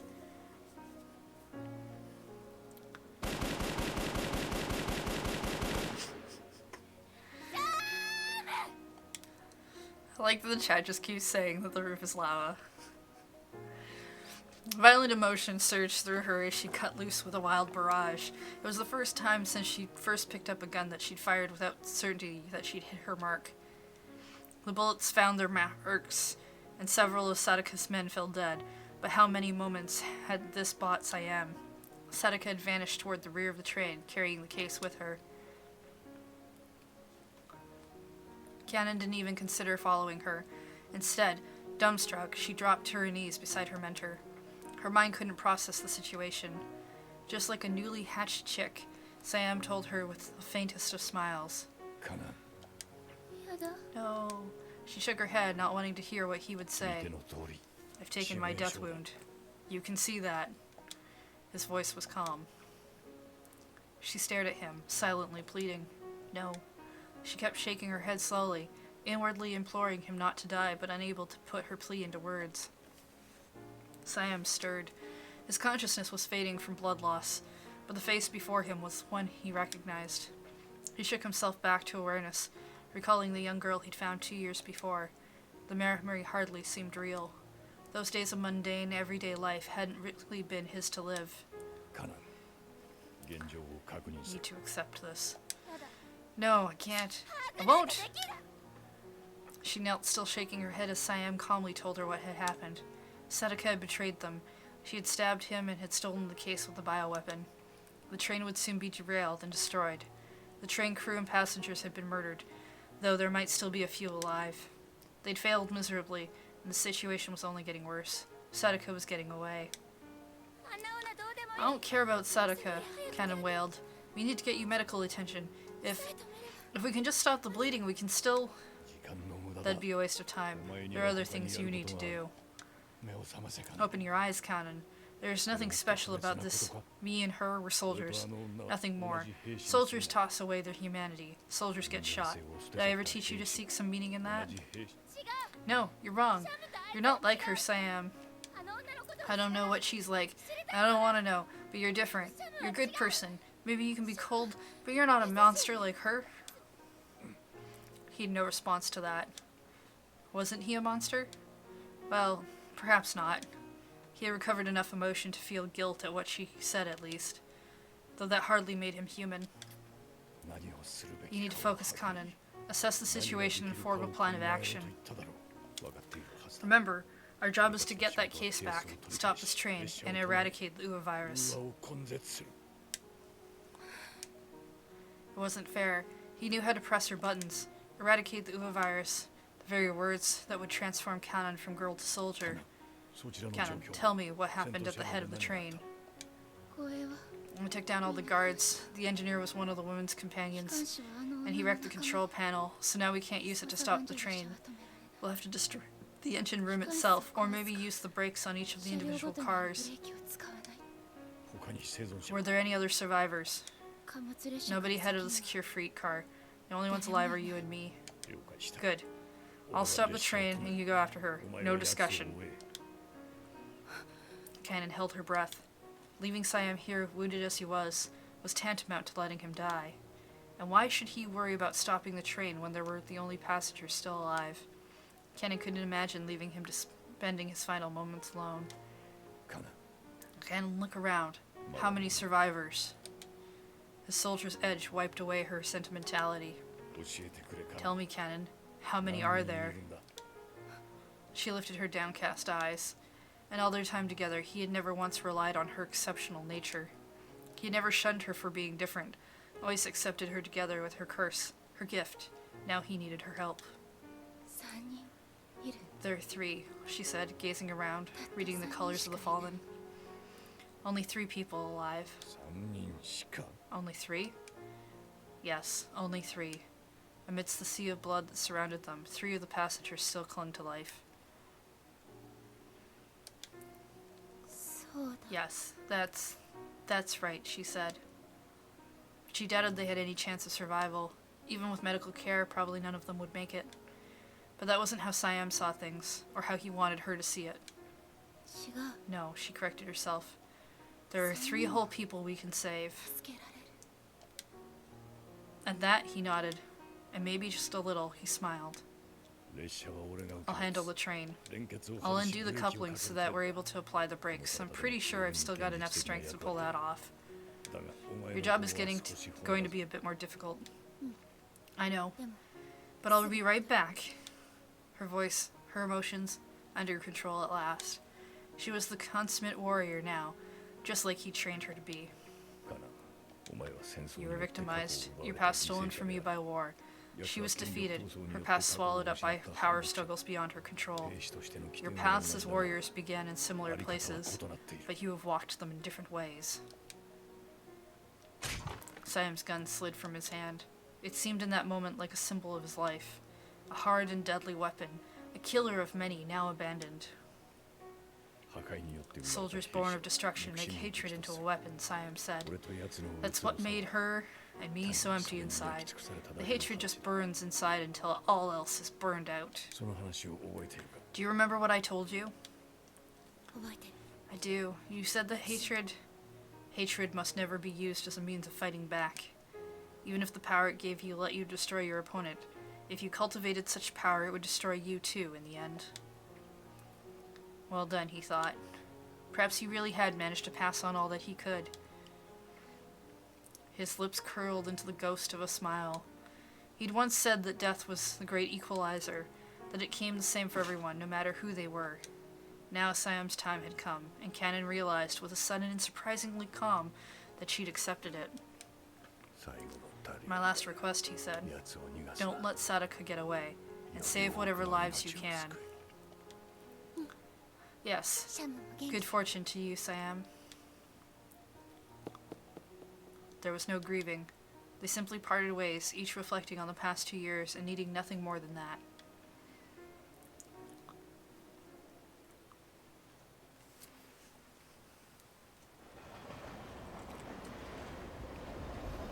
Oh, we're still on the train. Sadaka stood atop the train. I figured maybe we would be flash forwarding back to the plane. The scenery of uniform brown for much of the journey was now dotted with green in places. They were drawing close to their destination, the destination she had chosen.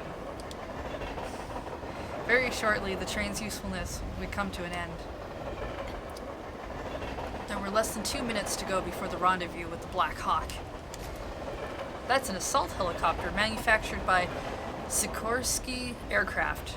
First saw combat with the US Army during the invasion of Grenada in 1983, and in more recent years has seen service in the Iraq War. It is used by over 20 nation-states, including Japan, Australia, Egypt, and Israel.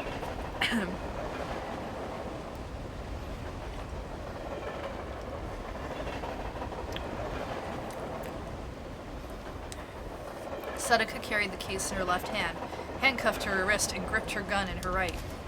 A gun. This gun, specifically, is the FN-57, a semi-automatic pistol produced by engineer manufacturer FN Crystal. It's got a cartridge and like some gun things. You know, like a gun. The preparations had been flawless. The helicopter pilot was highly skilled. He would lower a ladder to her at her position, and she would simply ride it right on up. She'd accomplished most of what she'd wanted. Now her retreat would be swift. She should have been wholly pleased with this situation, and yet she was wholly dissatisfied. Of course, that would have been the case regardless of the results she'd obtained. It was not in her nature to ever be content. Only by striking out at the world around her could she ever keep herself sane. And now, her thirst for vengeance was worse than ever. And here she comes. A girlish silhouette appeared on the roof of the train, not far away, and Sadaka felt her thirst change to a hunger. We keep going on the roof that we weren't supposed to go on. Time to go hunting. She more than had the upper hand here.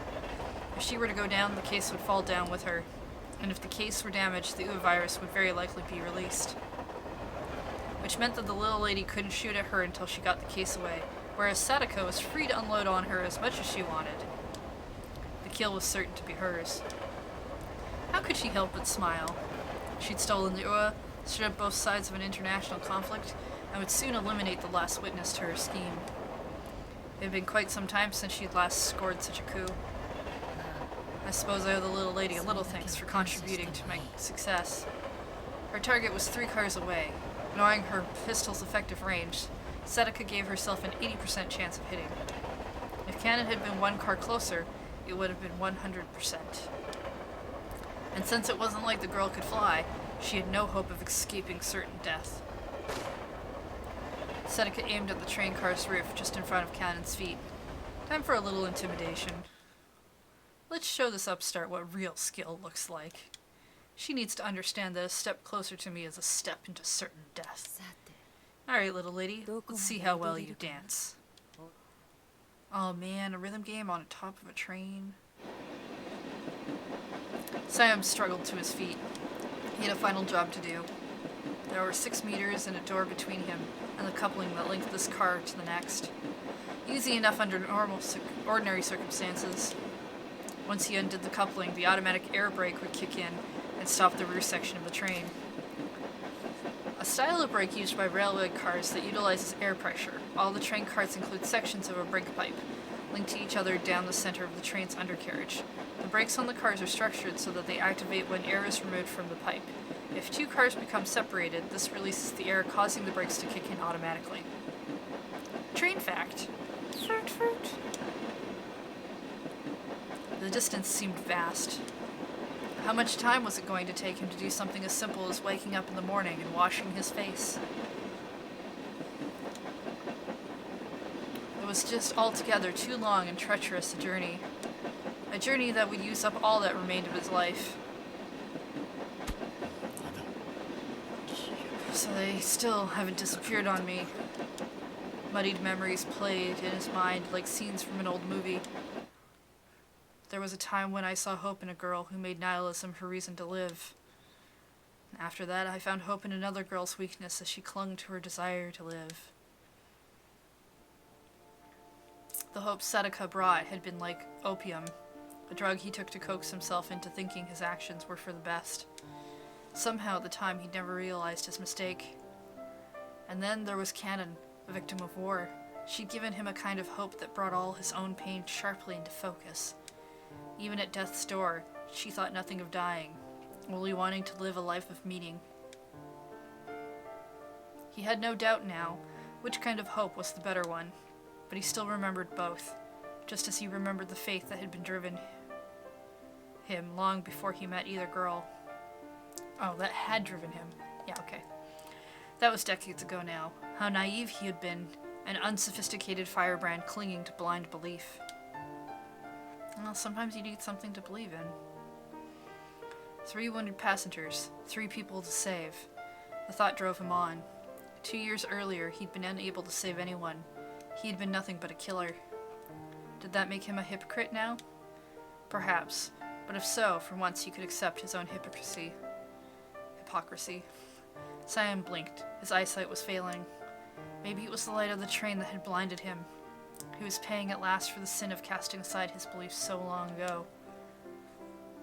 Did he have the stamina to keep going? Of course he did. He trained himself to find new reserves of strength when it mattered most.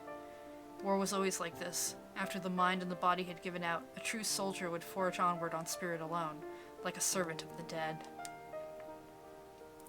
It had been a long time since he'd taken a job that tipped the scales toward the living. Of course, he'd always told himself that he killed so that he and others might live. Mercy and slaughter stemmed from the same behavioral principle, the struggle for self-preservation. Still, a soldier's deeds seemed to slip inevitably toward the negative end of the spectrum. He remembered how the long slide had started, the motives that had driven him to take up arms, and pushed him further and further into the void. I will lose my life now. I will lose this emptiness. At long last, my balance will return to 0. Another memory. Before they'd boarded the train, the girl had begged him for a special boon. Just when that had happened exactly. You're such a liar, Siam. You said it wasn't going to hurt at all. I had no idea it was going to be this painful. Perhaps at the time, Siam had simply forgotten how painful it was. He'd be good at that, after all. He asked her if the pain from her new tattoo would impair her for the upcoming job, and she shook her head. I mean, yeah, it does hurt, Cannon said. But it makes me happy, and that makes me better at what I do. The girl's skills really did change based on her emotions. Her good moods were rare, but when she was happy, her abilities were remarkable indeed. A tattoo was a small price to pay for that. This girl was quite probably the strongest person he'd ever known. So, if you remember at the very beginning of the story, she had her arm hidden because it was hurting, and that was probably what it was.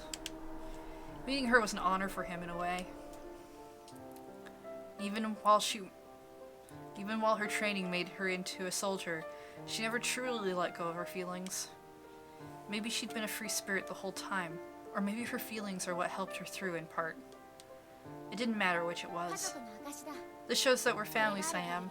For as long as I have it, I'll never forget what you've taught me. Remembering it now, he felt a vague sense of fulfillment. For a monster, he'd done a pretty good job.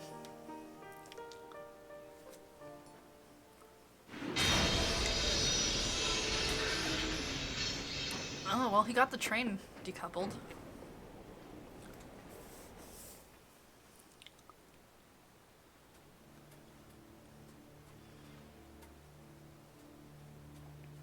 And now we're back on the roof that no one's supposed to ever be on. The 2 girls stood 30 meters apart. Cannon had stopped her advance, just at the edge of the 3rd car. Sadaka waited, silent. Her rival could never hit her from here. From there, Cannon took one more step. One more, and the real fun would start. 「 One more, and the real fun would start. こんなにもたくさんのものを手に入れるのは他人に任せるのが仕事だ。そりゃあ答えそのものを手に入れるのは他人に任せるのが仕事だ。curtain had risen on the final act of the drama. The violent drone of a helicopter sounded in the distance. In a matter of moments, the chopper would arrive. Lowering the ladder, Sadako would then ascend in triumph. What are you waiting for? She called out. Don't tell me you came up here just to watch me go. I thought you were sworn to destroy the virus. Her challenge was a hiss upon the wind. Cannon glared. She knew she would reach her enemy in 5 seconds or less. She could, definitely, but Sadako would need only one of those seconds to aim and fire. Cannon would be killed 5 times over if she charged. It was a risk she couldn't afford to take. She couldn't hope to win, not under these conditions. You really think I just let you go? Cannon called back. Don't be a fool. Sadaka's taunt had stung her nerves. Rival's voice was like a jagged claw, a filthy talon scratching at her temples. Cannon ground her teeth in frustration. These split screens are kind of interesting, and I like them. She had no fear of charging in without a plan. But that wasn't going to work this time. That would give too much of an edge to her opponent. This is such a letdown, Sadaka said. But no matter, whatever you do, I'll be able to put the contents of this case to good use. Did you know, young lady, that this UA is a flawed weapon? More a negotiation tool than anything I'd actually use. And that, why is that, you ask? Because it's too powerful. The ladder swayed down from the helicopter above. Sadaka could make her escape in a moment if she chose. And yet she hesitated, savoring Cannon's defeat. The fact is, it's too early to use that virus as a weapon, she said. It'll take the world's top researchers 2 years at least to fully understand what they're up against. Then the UA will have some real value in my catalog. A pity you won't be there to see that. Your deaths here are really going to accomplish nothing. But don't worry, I'll make sure the UA reaches its full potential. No one may care that it took your parents from you, but one day this weapon will make a grand name for itself. And then, I'm going to make a killing. Ha! Double entendre. Cannon fought back, a wave of nausea. Ferocious colors danced before her eyes. Bark all you want, she said. It's not going to happen. She heard a dull clang from somewhere ahead, and felt a faint shudder through her feet. The train began to slow. Strength filled her limbs. She shifted her posture, ready to spring into action. I guess I didn't need to provoke you, Sadaka sneered. She could see it in Kanan's eyes. The girl was ready to run right to her death. Everything was falling into place. The bleak scenery was opening out into a fertile landscape. Cannon was about to die. One step forward, and there would be a resounding gunshot. But instead of moving, Cannon spoke. Your name. What is it? Really? Sadaka smiled inwardly. So that's what's been gnawing at her. Alphard, she said. Sam wanted his promised land, but all he was able to make me into was just another terrorist. And at her words, the race began, and the music started up. Huh? Sadaka, Alphard, stared in surprise. The instant that she realized that her first shot had missed, she pulled the trigger again. This time, her eyes went wide with shock. How could I miss at this range? The red-clad figure sped along the train car roof, zigzagging as she moved like a bolt of lightning. On she came, heedless of the death in the air around her. There was no doubt about it. The girl was dodging bullets. For a master markswoman like Alphard, it was a nightmare come to life. No, this is ridiculous. It can't be. What Cannon was doing simply shouldn't be possible. Just before each shot, she would change her trajectory unpredictably, shifting out of the bullet's path. Evasive movement was a standard tactic. But knowing precisely when and where to dodge, that required an inhuman ability to predict the future! It's like she can practically see the bullets. That simply wasn't possible, was it? Alfred's mind raced. She fought a rising wave of panic. The girl had almost reached her now. But Alfred still held one advantage. The case in her left hand. The girl would have to go for the case before attacking her directly. Alfred would just have to kill her before. It was simple. Pull a trigger, and yet... She'd begun to doubt that she could hit Cannon. She struggled to comprehend what she was up against, her mind recoiling as she began to understand the full extent of this demon's power.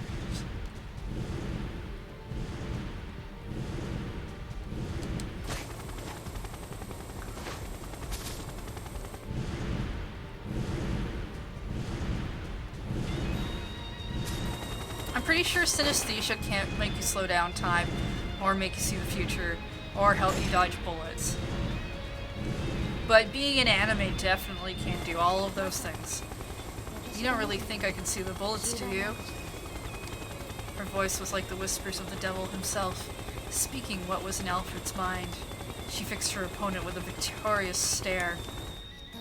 I see your hatred. She can see my emotions. Oh no, my one and only weakness.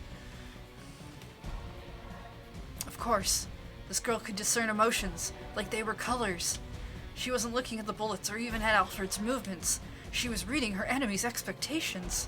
She could tell exactly when Alfred believed that she would hit her mark, exactly when she would fire, and that was precisely when she'd just dodge aside.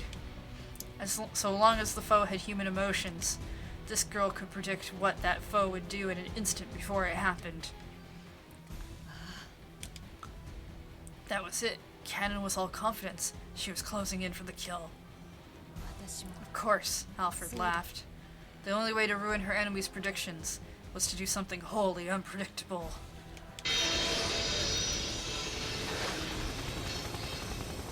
Huh? As Alfred hurled the case from the train, Cannon instinctively launched after it.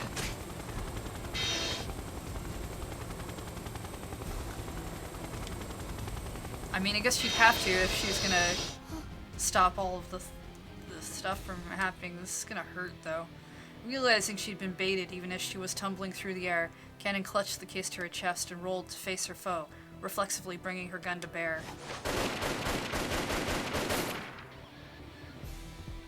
Bullets whizzed in both directions. For an instant, the two combatants seemed suspended in a kind of distorted balance. Two natural opposites in opposition. One who could sense emotions, and one who could eliminate them. By all rights, they should have been evenly matched. But Cannon's own emotions tipped the scale in her favor. Alfred had let herself get too drawn in, so she had forced herself to swallow her hatred for a moment, and fired at the girl as if at a simple obstacle. She would find a color of determination that Cannon could not see. And yet, even those shots failed to strike home. Even with her hatred suppressed, her intentions could be read. She would need to discard her hate, to divorce even her will to win from her actions. Only then would she be able to slay this super person. But the girl's bullets also failed to hit. Twisting through the air, fighting to keep hold of the case, she couldn't aim with perfect accuracy. Oh no. Throwing away the bioweapon had been a split-second decision on Alfred's part. She hadn't spared an iota of consideration for the thousands who might die if the case broke open. Cannon trembled as an evil chill ran down her spine at the sight of Alfred standing on the train. There she saw not another woman, but an angel of death, inorganic destruction made flesh. And then she took the helicopter, I assume? She rolled as she struck the ground, safeguarding the case with her body. The impact scattered her senses. She struggled to remain conscious as she bounced along, focusing on protecting her precious burden. If it broke open now, everything she and Siam had done would be for nothing.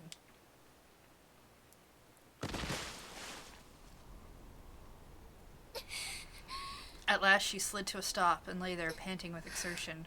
She checked the case before she checked herself for injuries. Because let's face it, if the case was open, there would be no point.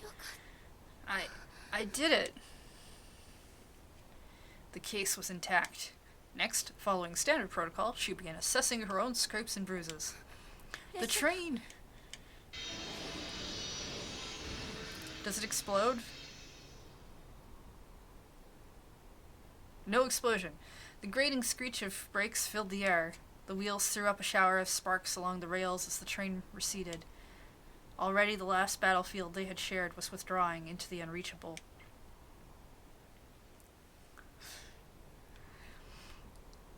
Siam, there was no sadness. They'd already made their farewells. Instead, she felt a grim contentment and steely pride. Anyone with her abilities could have handled the challenges she'd faced. But Siam had been on the brink of death, and yet he had succeeded at a task that would have been difficult for anyone. Thank you for the cheery Black 428. Anime explosions or we riot. We haven't had an explosion really in this anime. It is kind of weird given all the explosions we have in the main story. He'd finished things as he'd lived. A trustworthy soldier to the very end. I mean, part of the train had to go ahead. That probably exploded. Somewhere. Oh, are we back on the plane? Nope. Okay, we're still in train story. She'd failed to retrieve the UA virus. The train had been stopped, and her test subject had gotten away. Never had she been so defeated. She had killed Siam and stroked the flames of conflict between two opposing camps, but those achievements didn't change the fact that the operation had been a failure. To be denied a single objective was, to her, a crushing loss. Failing on 3 counts was intolerable. Alfred, it's too dangerous to stay here. You need to give the order to withdraw. One of her subordinates was calling out from behind her, but her attention remained focused on a point on the ground far behind and below. It was over. The UA in that case was, after all, only an old prototype. She had other options. There was a pharmaceutical firm already performing research on a superior form of the virus. There was no need to stay and risk capture for the sake of the virus. Take us down, she said. I don't want to make sure she's dead. He's dead. Oh, okay. But it was hard to take her eyes off the girl. The girl was crawling along the bare earth beside the track, a bitter reminder of failure. Her thoughts shifted back to Siam. The man had fallen from grace.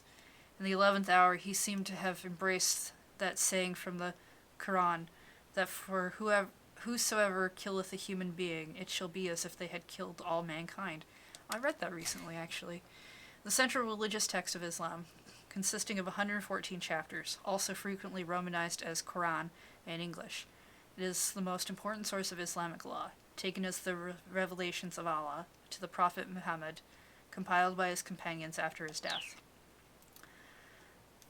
It's for whoever kills a human being shall be as if they killed all mankind. Whoever saves life it's as if they've saved the world, I think is what I read. He'd refused to continue being a tool to that very end. Destroying him was no betrayal. She never regarded him as a kin. Her decision to eliminate him had been motivated by the simple fact that he'd been in her way. After all, as he'd said to himself, "You're right, because you know what you are." She smiled darkly as she recalled his words. You're strong. You've obtained a kind of perfection. You don't know failure. You can accomplish incredible things all of your own. But that magnificence is like a sterile room with nothing remaining within. He was right, yet he failed to understand that there'd never been anything there to begin with. She was an empty shell with no false dignity to protect. She'd never had anything to lose but flesh and blood. Sam should have recognized this. The man was himself a broken being. Alfred had never been really alive. Alfred, you're unstoppable. But if, instead of striving for some empty goal, you could find something that truly matters to you, then you could be so much more. It was laughable, really. Conflict was what mattered to her. That was her driving force. She had lost her family and discarded her past, retaining only what enabled her to survive. The ashes of her former self were scattered across the world, every weakness burned away in the crucible of conflict. She couldn't imagine anything but hatred for the rest of humankind. Now her eyes were like fire as she stared down at the girl below. Cannon might still be in the range of the right kind of a weapon. Hey, do we have any automatic rifles on board? Negative. There was no mention of rifles in our orders. I see. Never mind. Looks like this is your lucky day, little lady. Alfred, our ground support intercepted a transmission from Alman Air Traffic Control. Recon chopper has been dispatched from the Badia. We're out of time. You have to give the order to withdraw from the operations area. Fine. Pull out. Head west.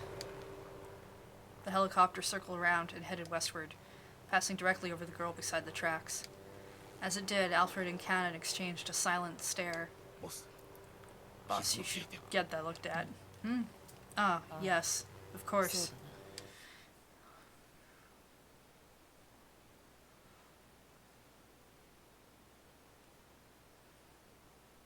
Down below, Cannon continued to stare, seeing her foe a dark reflection of herself. Their origins were so similar. Two serpents, born from the same twisted nest, guided by the same mentor, and yet they had followed very different paths. They had no familial,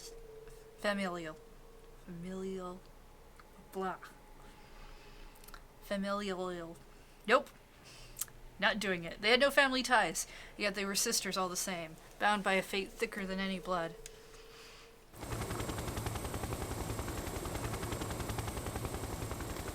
Got myself tongue-tied. Cannon didn't take her eyes off of the helicopter until it disappeared over the horizon. Her hatred was a potent force, but even stronger now was her sense of duty.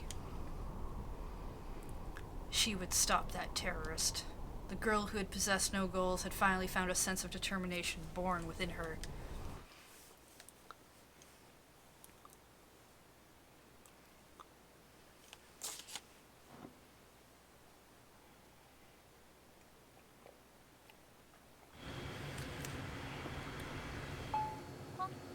Ladies and gentlemen, we're about to begin our descent. I think we're in the beginning of the actual story. I think we're done with the flashbacks. Please ensure that your seatbelt is fastened and that any electronic devices have been powered off. Cannon stirred. Her eyes slowly drifted open. A long dream receded. She'd be on the ground within the hour. Once the plane had landed, she would disembark by a different route than the other passengers, then board a helicopter that would be waiting for her on the runway. She stretched and resettled, steeling her resolve. After the mission in Jordan, she had gone on to learn of a certain distinguished family wiped out in a political conflict, and how its sole surviving daughter had been trained as a mercenary. But that was a story from the past, not like that other one we just read. It wasn't her story anymore. Right now, she just needed to head to Shibuya, save Maria, and put a stop to the Serpent's actions. Wait, those were the same story. Well,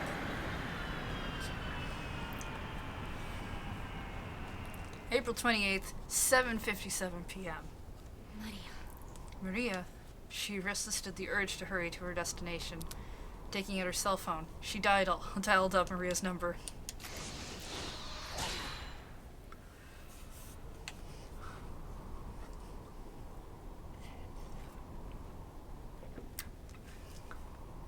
Jump.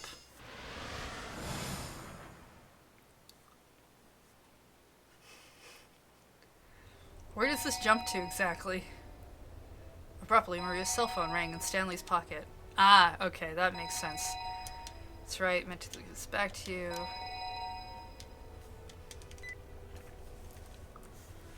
This makes sense. This is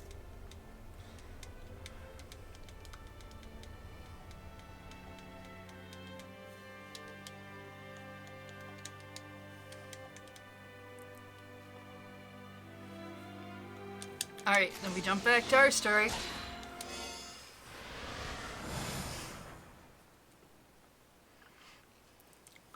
Suddenly, not anime.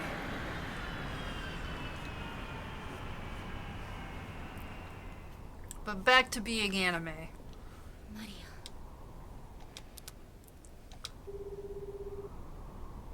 She knew it was a pointless act. Surely Maria would be unable to answer the phone.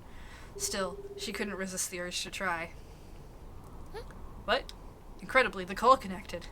Cannon gasped as if she'd seen a ghost. Maria? A sound of sobbing came through the receiver. Maria, is that really you? She didn't actually need to ask. Cannon could just tell from the sound of the breathing that it was Maria on the other end.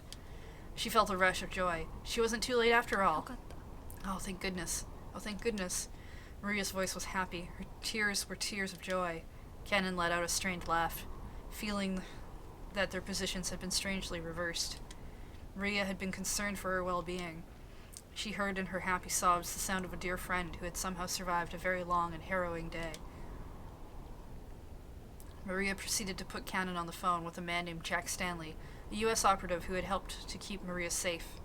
In 10 minutes of hurried conversation, he brought her up to speed on the situation. The people of Shibuya had managed to stop the Ua virus from running rampant through their city. But there was one worrisome detail.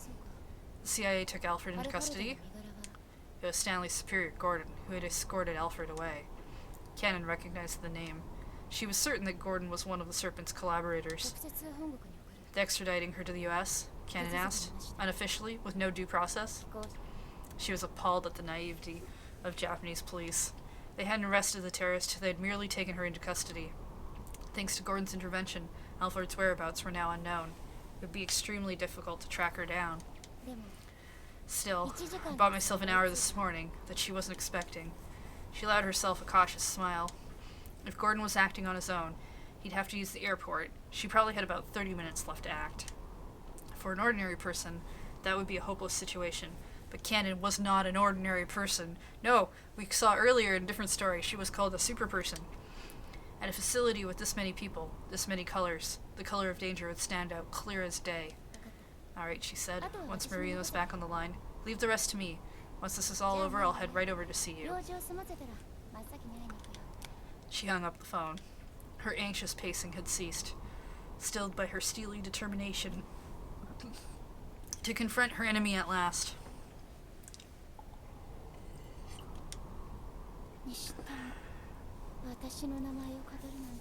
Honestly, going around pretending that she's me? What an outrageous deception. Something had changed in the Serpent. She was toying with her far more than usual. Alright, if that's how she's gonna do things, I'll just have to pay her back in full. It went against Cannon's own sensibilities, but trickery seemed like the perfect tactic to use against these foes. Maria and her companions had been played like puppets. It was time to return the favor. And then the whole rest of the game just turns into the Muppets. The sound of propeller blades cut the air.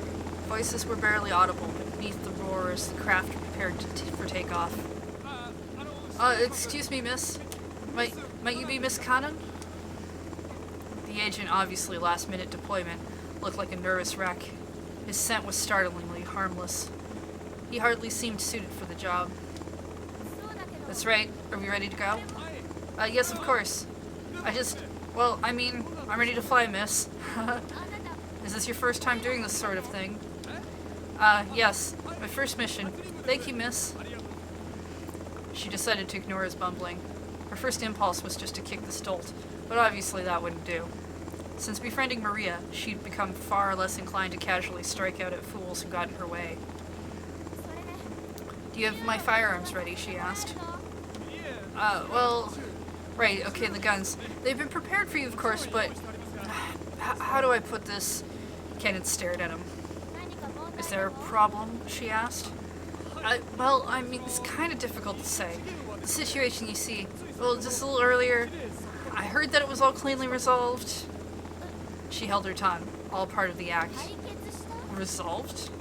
It seemed best to feign ignorance, just to be on the safe side. This man's color was trustworthy enough, but the hue of the copter pilot on standby was harder to read. An unsightly blue, proof that he'd had contact with a killer. Better play dumb. She couldn't risk blowing this golden opportunity. I'm sorry, would you mind explaining? She asked. Of course. But, please, just don't be mad, okay? The man explained the situation profusely, apologetic all the while. He told her about the panic that had befallen Shibuya. The existence of Ua had been exposed. Alfred had been taken in by the CIA, and Maria Sawa was now under police protection. I see. Well then. Yeah, so I guess this whole journey was pretty much a wasted trip for you, Miss Cannon. He was a man of far too many words. No matter. She could understand his unease from his perspective. She was an uninvited guest. To the good agent here, she was a meddler trying to usurp the CIA's rightful target. To the helicopter pilot, she was simply a nuisance who'd arrived a few minutes ahead of schedule. But the fact that they were the ones who had no part to play on the stage. Not if her plan was going to work anyhow. Maria and the others had slipped through Alfred's fags, unexpectedly providing Cannon with one last chance. Now it was up to her to seize it. Looks like Shibuya really has a port fit for you. She shrugged off a momentary twinge of self-doubt. Maria had survived so far without Cannon's help. It did seem a bit outrageous for her to get involved now. And this novice agent was right about one thing. Her initial plan for the trip had, in fact, been a total waste. But still, she felt a surge of excitement for what lay ahead. Perhaps she'd secretly been hoping it would come down to a single desperate encounter all along. Another moment when fate took a strange twist and everything changed. Like that hectic day on which she'd first met Maria. What? Are we doing another flashback? She cast her mind back to their first encounter. That unexpected brightness. Let's be friends, Sadiki. How about it? Felt like so long ago. She'd seen in this wayward stranger a comforting color, a hue that felt inexplicably familiar. And suddenly, after all this time, she realized why. Sure, alright. How strange that she'd never realized before. Maria shone with the same color as Cannon's older sister. No wonder she triggered so many memories of youth. Cannon had been isolated as a child, spending more and more time alone with her peculiar senses. Yet she had remained close to her family. It was their warmth that had tied the strange self to the world around her. Maria didn't literally resemble her lost sister, but she had brought her warm color back into Cannon's life. Okay, good. Short flashback. There in the prop wash of the waiting helicopter, Cannon giggled despite herself. She felt ridiculous for only realizing something like this now, but she was glad that it happened nonetheless. Are you okay, ma'am? The novice agent stared at her in confusion. Cannon nodded reassuringly. Maria was safe for now, but she still had one last job to do. I came here to save my friend. But I guess since she's okay, this will just be a regular visit. Cannon took the gun she'd been provided, then flashed the agent a girlish smile. And really, isn't that so much better?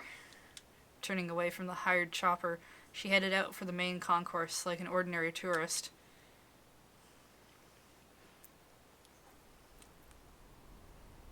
Her long journey was over now. She'd finally found something stronger than hatred. Isn't that right, Sam? Their parting seemed ages ago now. But she'd lived up to the training he had given her to be a warrior, to live for something greater than revenge. That training had gotten her to where she was now.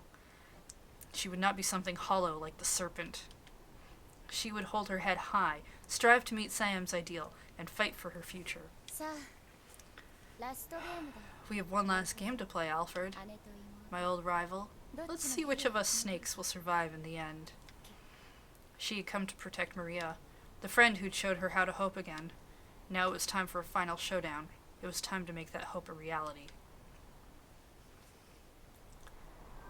So I guess the question is, do we end this as an anime or do we go back to that live action sequence that we saw?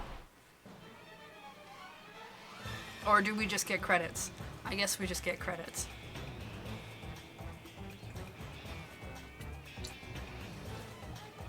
Holy cow. I think we did like about an hour of Cannon's route last time, which means this route took us over 3 hours.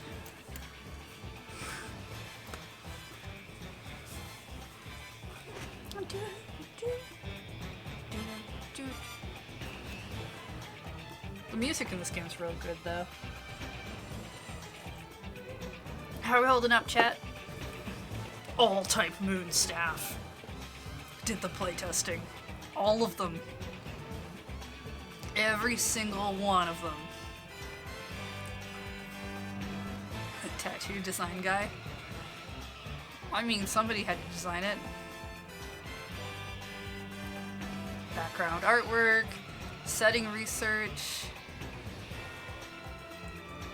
guitar and programming.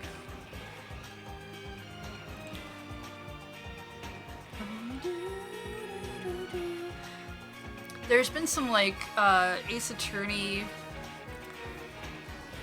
things from what's his name, Takami,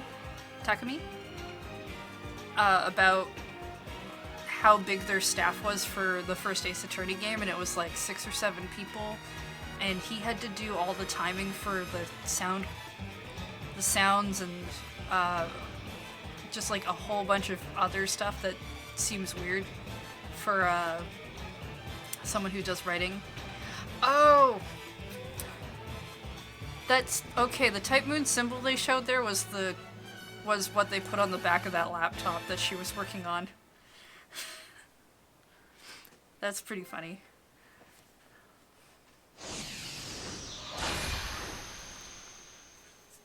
Alright then. Okay. I just need like a minute. We'll do some of those special episodes.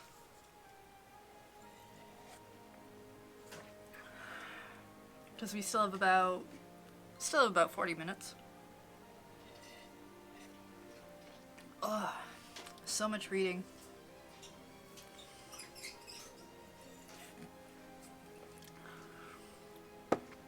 We learned about so many people's backstories in Kin's section. We did not get an anime explosion though, which seems a little off-brand for the rest of the game.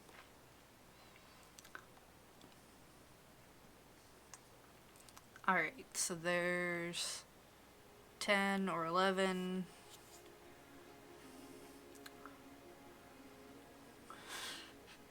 That was my one disappointment. Yeah, I could tell you, Vlog.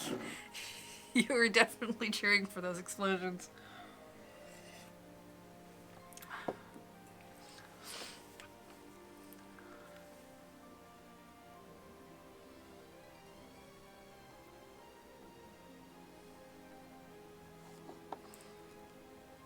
Alright, let's do... I guess Ashi wasn't around.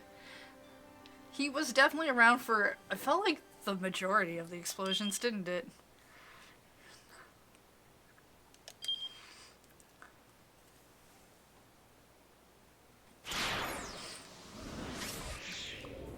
Alright,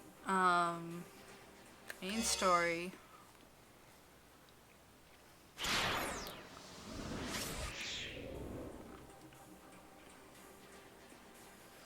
I guess we need to be in the time chart. And we need Osawa's path. 12:30.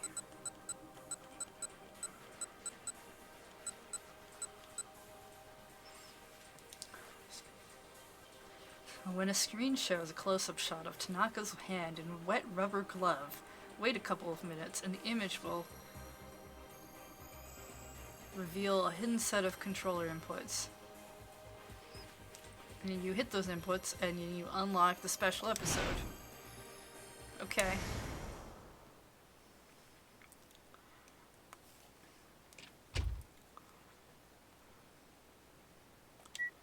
Do do do do do do.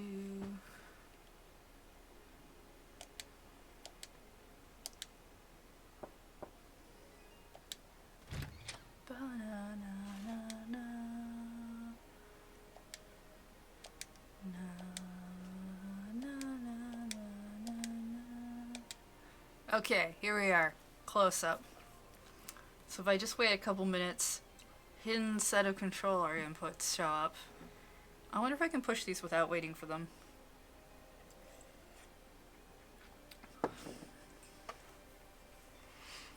Yeah, I feel like Ashi actually had the most bad ending explosion scenes.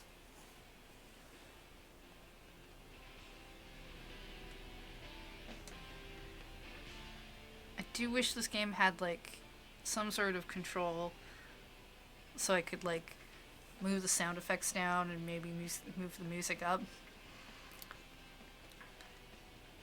Because the mix seems a little off to me.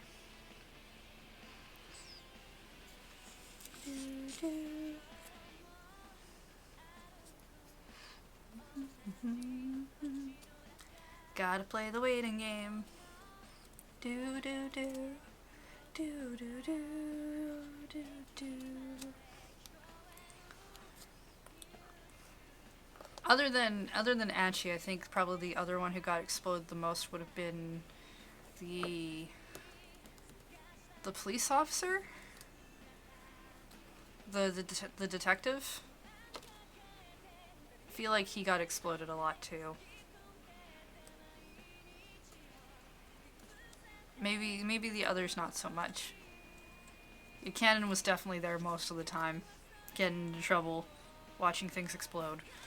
Oh, here we go. The screen just slowly shifts.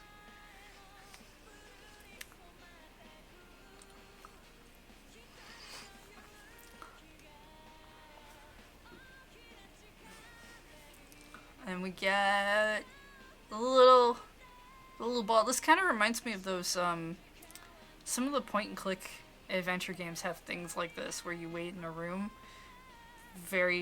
for like nothing, for no reason, and then sometimes the game's suddenly like, oh, okay, well, here's the thing. Clean bottle. It's kind of scary. Alright.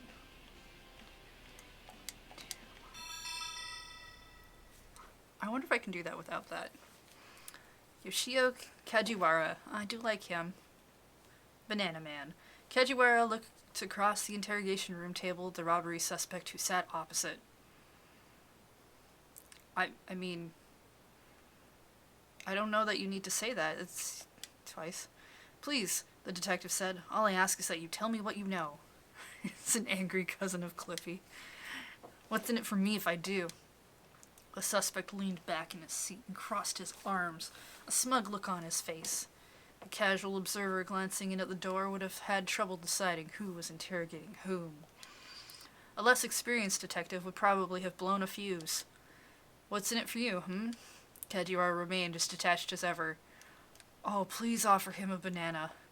Over years of interrogation practice, he developed a laid-back, low-pressure style. Well, if you don't give me anything, I'm just going to have to keep talking. By now their back and forth had been going on for quite some time. Kajiwara stole a glance at his wristwatch. It was after 1 o'clock in the afternoon. I know you didn't have lunch, so I bet you're hungry. Here, eat up.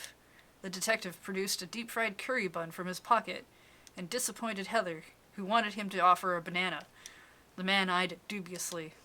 Would you prefer a banana? Asked Kajiwara, now making Heather not so disappointed. The man cracked a faint smile as he accepted the curry bun. You're sure it's okay doing this? Why wouldn't it be? Isn't this an under-the-table bribe to get me to incriminate myself? What if I testify in court that I was coerced into giving a confession with a curry bun? Then I'll bill you for the curry bun. With tax. It comes to 280 yen. The suspect was taken aback. 280 yen? Isn't that kind of expensive? They're handmade from my favorite bakery. Waited in line myself to buy them this morning. Kajiwara took another curry bun from his pocket for himself. The two ate in silence, a temporary cessation of hostilities. Need something to drink? The detective produced a carton of milk from his pocket. How many pockets do you have? I want to see this coat that you wear. I hate milk. Gives me indigestion. Oh, I see. Kajiwara reached back into his pocket, this time pulling out a cup. Is this all coming out of the same pocket? Whoa, hey, hold up. The man's expression turned quizzical. What is this? It's a vessel used for drinking beverages. The definition of a cup. No, I know what a cup is. Kajiwara pulled a teapot out of his pocket. What? It was filled with What? It's filled with scalding hot black tea. What? This shouldn't upset your stomach. Go on, have a cup. Seriously, hold on. Oh, are you not familiar with black tea either? No, that is not it. The man slammed his hands on the table and glared back at Kajiwara. What the hell is with your pockets? How much stuff do you have packed in there? How much? Huh. Shall we see? Kajiwara reached a hand into a pocket. He proceeded to pull out a comb, a handheld video game, some rice crackers, a screwdriver, a folding umbrella, a stuffed Tama plush. Wait, they have stuffed Tama plushes? That sounds great. Wait. The man waved his arms in agitation. How the heck do you have so much stuff in there? Oh, it's quite convenient, really. I bet. I want this kind of pocket. That's not the point, the man shouted. The interrogation room door opened, and another policeman stuck his head in. Detective Kajiwara, may I have a moment? From the look on the other officer's face, Kajiwara surmised at once what was going on. There was a new case. He stepped out of the briefing room, and his colleague explained the situation. We've received a tip-off that a wanted individual has checked into Shibuya Central Hospital under an assumed name. Leaving the robbery suspect to another detective, Kajiwara prepared to head to the scene. When he got to the motor pool, however, he found that all the squad cars had been taken out. Without much other choice, he hopped onto a bicycle that I can only assume he pulled out of his pocket. He took a rotating police light from his pocket and set it on the bike's basket. Okay, this is the best thing ever. Then he pedaled away at top speed. Hey, if I could fit it into my pocket, I would probably put that in there too. Upon arriving at the hospital, Kajiwara hurried into the lobby. He scanned the area looking for the suspect. The individual in question was 180 centimeters tall, weighed 90 kilos, and had a big scar near one eye. Kajiwara recalled hearing that he was a former rugby player. His colleague, Detective Kano, had been a rugby player too. From what Kajiwara had seen, most rugby players were quite physically capable. This arrest would require some finesse. Maybe just put the rugby player in your pocket. Aha! The detective nearly voiced his surprise aloud. A large-statured man was sitting on one of the sofas in the lobby. Surely Kajiwara couldn't have gotten so lucky right off the bat. He quietly approached and peered at the man's face. The fellow had a big scar near his eye. There was no doubt about it. This was the wanted man. He is worth 60,000 double dollars.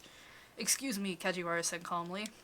The suspect started, then lunged forward and gave him a powerful shove. The man was even stronger than Kajiwara had imagined. The detective went sprawling onto the lobby floor. The man took off running. He was remarkably quick for someone who was supposed to be sick. Once he made it outside, he snatched Kajiwara's bicycle and zoomed away. Zoom! Damn it! The detective pulled a skateboard from his pocket and went after him. The culprit took a look back over his shoulder. His jaw dropped in astonishment. He sped into a nearby parking garage. Evidently, he had some sort of remote control, because a shutter dropped down to close the entrance behind him. What the heck? Taking a chainsaw from his pocket, Kajiwara cut through the steel shutter like it was paper.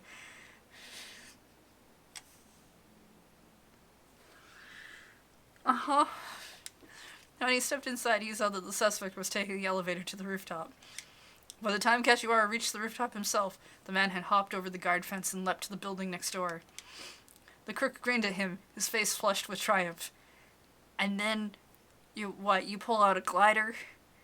Please tell me it's a glider. There was a good 6-meter gap between the buildings. Kajiwara would never be able to make that jump. Aha, I've got just the thing. From his pocket. Oh, it's just a rope. The detective pulled a long rope with a grappling hook on one end.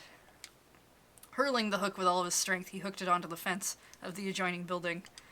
Aha, yeah! Unleashing a battle cry, the detective jumped and swung to the next building. The suspect was dumbstruck as Kajiwara stood before him. My goodness, Kajiwara is literally Batman. I think that's enough of this little game of tag, Kajiwara said, where there was still a glint of defiance in the criminal's eyes. I mean, if Batman had a pocket that held a chainsaw. He crouched low, shoulders hunched, and arms at the ready. It looked like he was going to launch into a rugby tackle. Kajiwara couldn't stand up to a head-on charge from someone that big. He might well go careening over the edge of the roof to splatter on the concrete far below. Should he dodge aside then? No. If this guy was a rugby player, that would be no easy feat. The culprit stared him down, then began to rush forward. Dodging wasn't an option. Neither was bearing the brunt of the impact, which left only one thing. Giant body pillow. I want you to pull out a giant body pillow in the shape of a banana from your pocket. Aha! Kajiwara pulled a hose from his pocket. Not what I wanted. It was the kind used by fire engines, 50 millimeters in diameter. Take this. Just before the criminal could land the tackle, the limp hose suddenly plumped up. A massive torrent. Wait, where did the water come from? Do you have a fire hydrant in your pocket that this is attached to? The burly man was blasted backward as if there was an empty paper bag. There's more where that came from. Kajiwara continued to unload water on the man, battering him into unconsciousness. Then he looked down at the culprit laying there on the rooftop and quietly shook his head.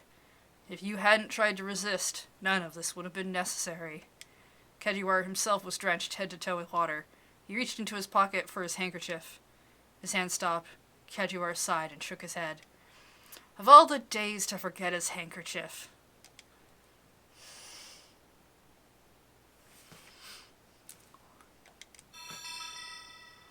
Uh-huh. Okay, that story was pretty great.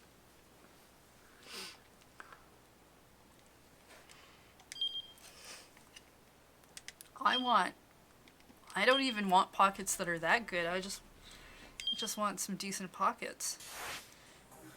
But I would like those pockets now, specifically. Alright, episode 13. Maria, 1400 hours.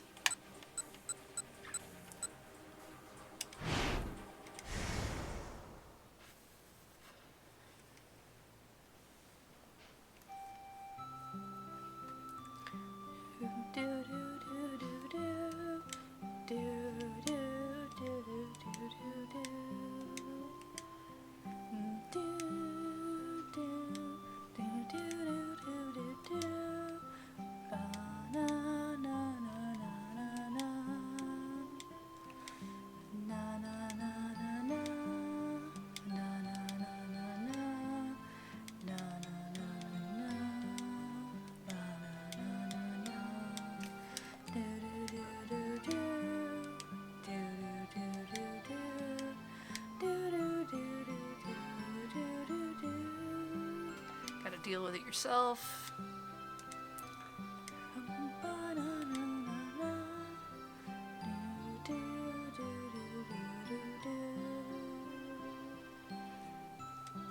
This time I'm gonna see if I can just push the buttons instead of waiting for the mean clean bottle to show up. Alright, I think it's here. Ah, I can. Cool. I wanted to wait the first time because I wanted people to see it, but we don't need to do that again. This is Masamichi Fukuma. Oh, he's the rental guy. With the robot catsuit thing that ends up happening in that weird bad end. Right. Crunch, crunch, crunch, crunch, crunch, crunch. Masamichi Fukuma sits on a cardboard box, nibbling away at some rice crackers. Crunch, crunch, crunch, crunch, crunch, crunch. Fukuma is in charge of making deliveries for a costume rental company. Once he gets an ordered item to its destination, his job is pretty much done. Today, his mouth is on autopilot as he stares at the big screen TV in the office. The afternoon variety show is doing a feature on the big revival concert for legendary hard rock band Z Japonica. Z Japonica. I guess. Ha! Fukuma lets out a big yawn. There's nothing interesting in the way of news either. He considers pretending that he was another delivery man and taking the company vehicle over to Aoyama Cemetery, where he could sneak a quick nap. At a cemetery? Suddenly, the door to the room swings open. Bounding through it comes a pink rabbit. Fukuma quickly stands at attention. He does this because he's afraid that the rabbit is his father. His father owns the rental company and has recently grown so fond of mascot costume that he's rarely seen outside of his rabbit suit. Isn't there an anime that was like that? Not a mascot outfit, but I swear I saw an anime where the guy never left his desk and he was dressed like a teddy bear or something. Or the robot teddy bear or something. Beej would know better, but I'm not gonna yell at him. What isn't there an anime of? I mean, many things, maybe. Probably not. There's probably an anime of everything. Most of his employees don't even know what he actually looks like. Oh, sorry I'm late. A woman's voice emerges from the rabbit's mouth, panting raspily. Now that Fukuma has calmed down enough to process things, he recalls that his father's costume is brown, It's a wild rabbit. The pink bunny costume is one the company has on hand for rental. Fukuma lets out a sigh of relief. I'm here to return this. The rabbit squirms in an attempt to remove her head, but she can't quite reach the fasteners. Here, let me help you with that. Fukuma gives her a hand and tugs the head off by the ears. Head pops off, revealing the attractive, slightly ruddy face of a young woman. Her hair is done up, and beads of sweat run down her neck. Oh, thank you so much. That's a huge help. The pink rabbit with the girl's face smiles. Fukuma swallows. His heart skips a beat. She's perfect. I'm supposed to have this back by 5 p.m. Is that still okay? Fukuma checks the clock on the wall. It's coming up on 5 o'clock exactly. Yes, that's quite all right. If you can just take the costume off now. Oh, good. Relief shows on the woman's face, then just as quickly vanishes. Oh, she says in dismay. Wait, no. What's the matter? The woman looks away. The suit's really hot, so I'm not wearing a whole lot underneath? Not wearing a lot. A flurry of appealing images rushed through Fukuma's head. I'm sorry to ask, but is there a room someplace I can use to get changed? Oh, of course, yes. A room. I can treat you to a room. Shyly, Fukuma leads the young woman to a spare room. Once you're done changing, just let me know. He gently shuts the door and then starts to head off. Oomph. A groan of discomfort stops Fukuma in his tracks. Right now, the only ones in the office are him and this young woman. He presses his ear to the door and hears the sound of a zipper being pulled down. Oh, my arms! He can hear her squirming her way free from the body piece. The arms are always the toughest part when you're new to the things. He imagines her twisting her body this way and that. She strains against the costume. Fukuma's breath quickens. Okay, let's just... Whoa! The sound of a piece of furniture being knocked over comes through the door.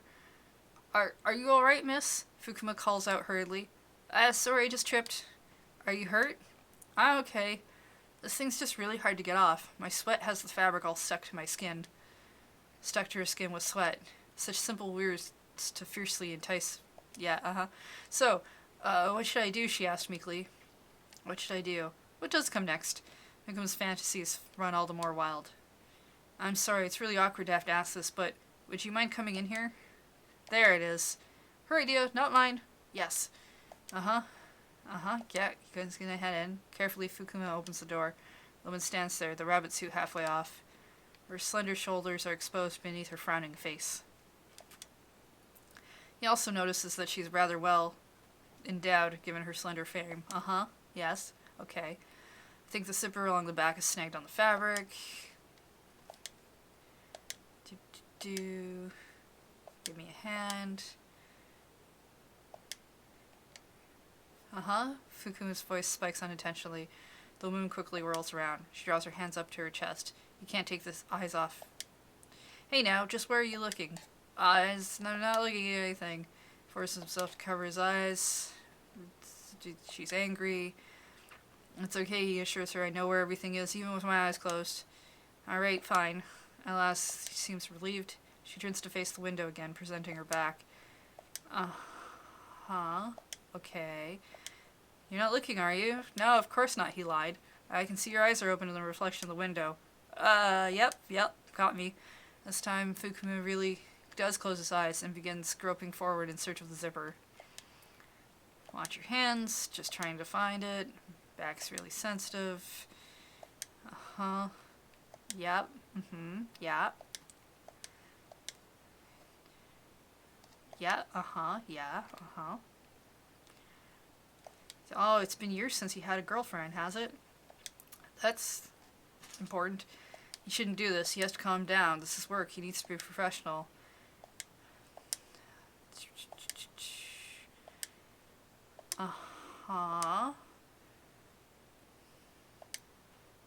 She crawls on all fours toward the wall in an attempt to get away. Wasn't on purpose, he pleads.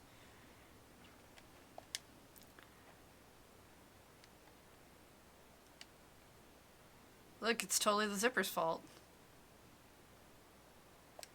Abruptly, the door swings open. Standing there is a wild rabbit. Oh, good, Dad's home. Dad? To Fukuma, the rabbit's long ears look like devil's horns. The creature marches slowly into the office. It's just a costume, but somehow its fur appears to stand angrily on end. Fukuma needs an excuse. He needs an excuse and fast. It's not what it looks like. I was just trying to help her get it off, and he doesn't get to finish his sentence. The rabbit swings his fist with all his might King of Beasts. Alright. Well, that was a thing that happened. That I'm just gonna ignore. Do, do, do, do, do.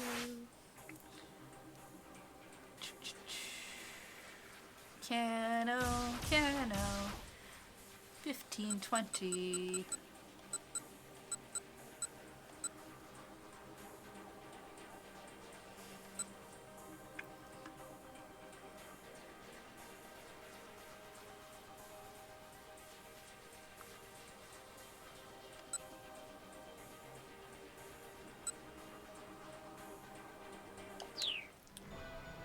Whoops, that was the wrong button.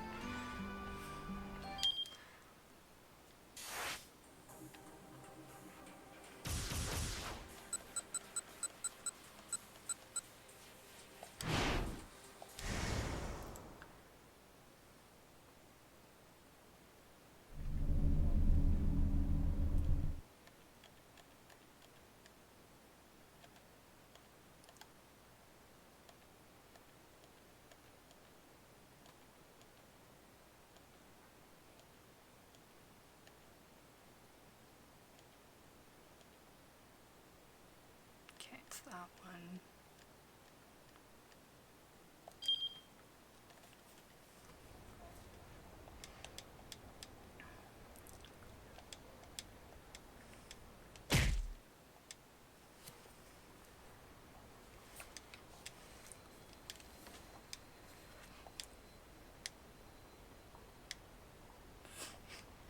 Leomon has the Fist of the Beast King attack. Ah, Digimon.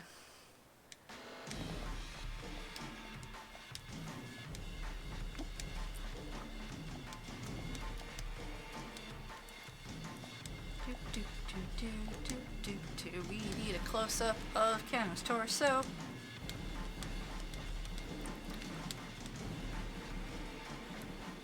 That was none of them. Oh, here we go.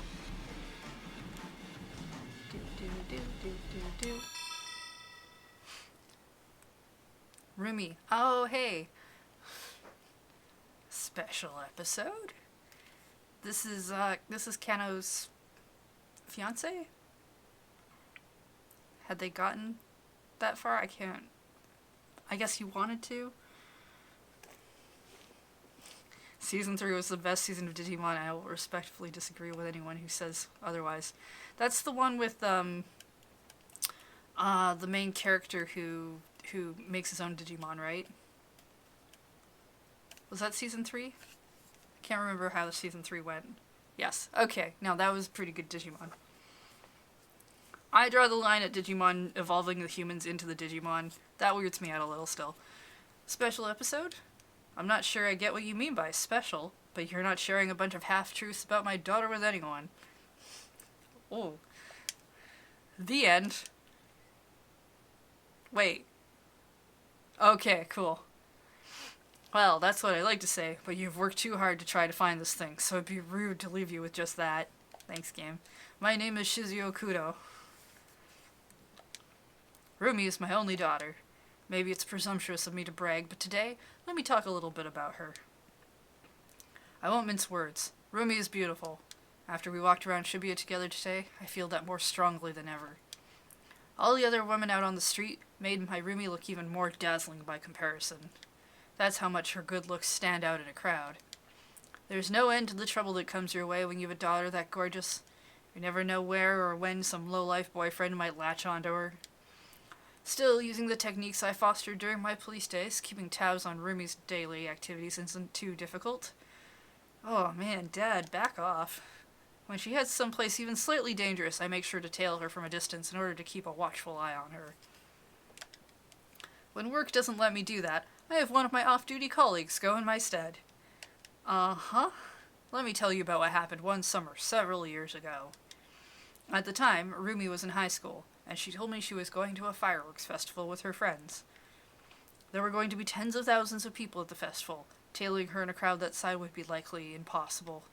And so, I entered a bid to be the person in charge of security for the event. I drafted up a high-level security plan and got to head things up on site the day of. Thanks to that, the event went off without a hitch, and I was able to keep my roomie completely safe. I may have gone way over the security budget, but what else was I supposed to do with my daughter's safety was at stake? She probably would have been fine. No doubt there are some people who think that I go too far in my actions. Yes, I do. And to those people, let me just make one thing abundantly clear. I most certainly do not go too far. Yes, you do. In fact, if you saw how lovely Rumi is, you'd probably think I wasn't going far enough. No, I don't. And I'm not saying that without any parental bias or anything either. Yes, you are. I'll have you know that Rumi was chosen as Midoriyama Academy's Miss Midoriyama, too. Uh-huh. And I didn't have any part in making that happen. Sure you didn't. I did consider orchestrating things ahead of time, but I didn't have any connections with the Ministry of Education, so that didn't happen, wasn't an option. My point is, I put my strongest efforts into taking care of my daughter. Uh-huh. I have loved her uncompromisingly. And yet, I need to accept that someday she'll leave the nest. She already has. The problem is that the guy she fell for is a detective.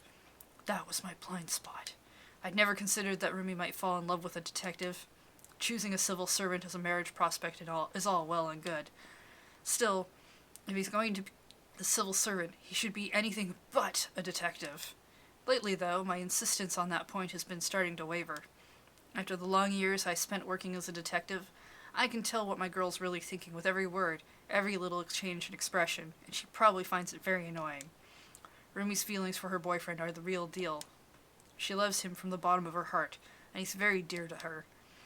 Maybe she even loves him more than her own father. He's the man Rumi chose. He's probably got his act together too. The fact that he's a detective still bothers me, but I can't deny my daughter her happiness forever.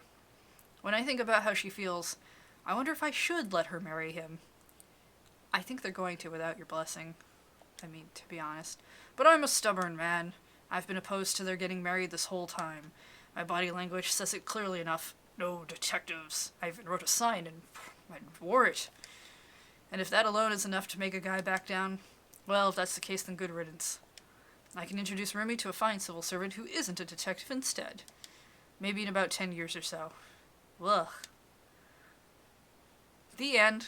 Cool. Dad's overbearing. Yeah, back off.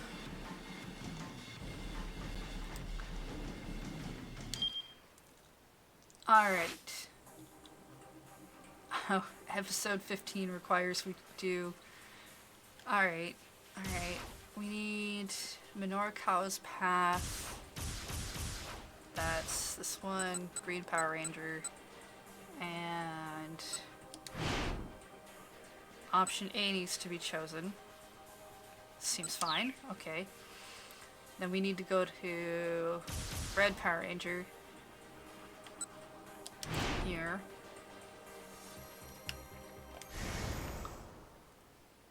And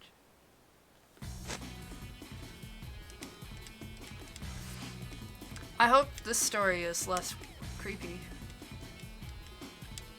Maybe we can go back to something cute like what happened with Kajiwara and his plentiful pockets. I liked that story.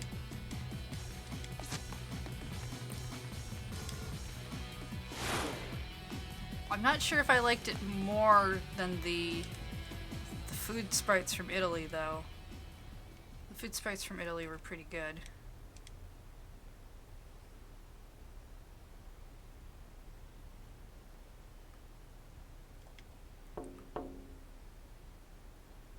Oh, shoot, did I go too far back? I maybe didn't.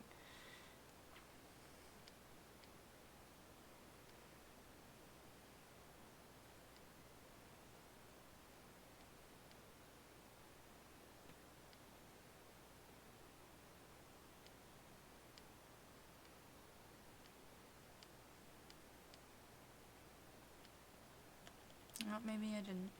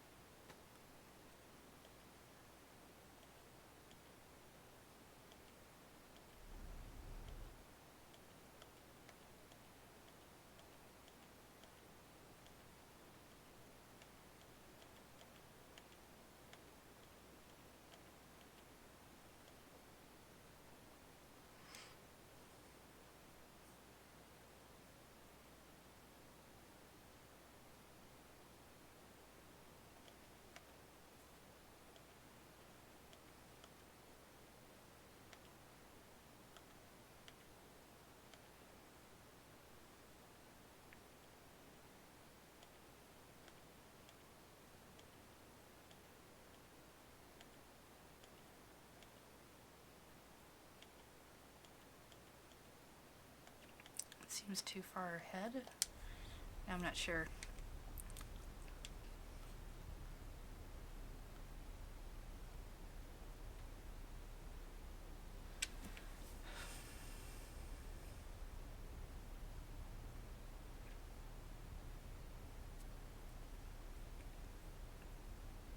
Said option A, maybe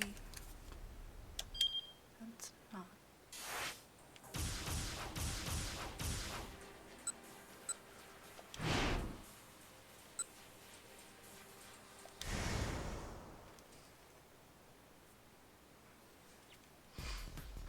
We have option A picked, right? Yeah.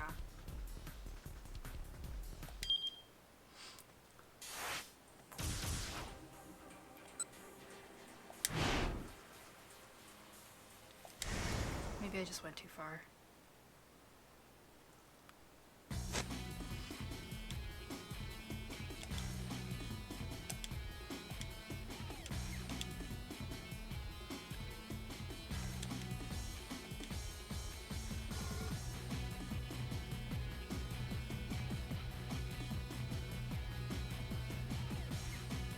Oh, you know, it says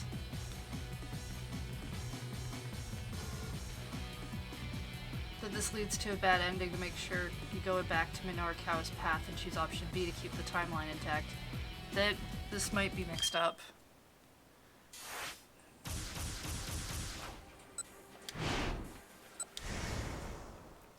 This maybe should be B for this, and then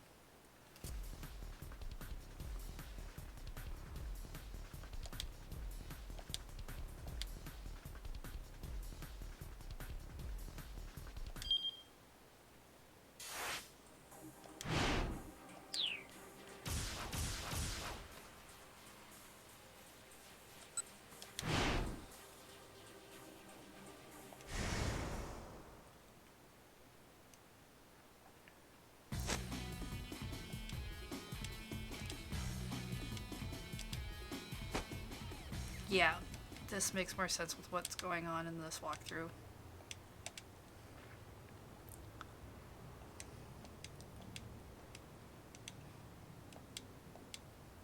They've got this backwards. There's been a couple of inconsistencies in this walkthrough where that's happened. Which is... at least they're easy to figure out. Yeah, this one. Alright. Bump, bump, bump, bump, bump, bump. Then we'll have to go change that decision back. Ryoko Kakinuma. Oh, that looks like the waitress. Wait. That doesn't look like the scary one. It looks like the one from the cafe?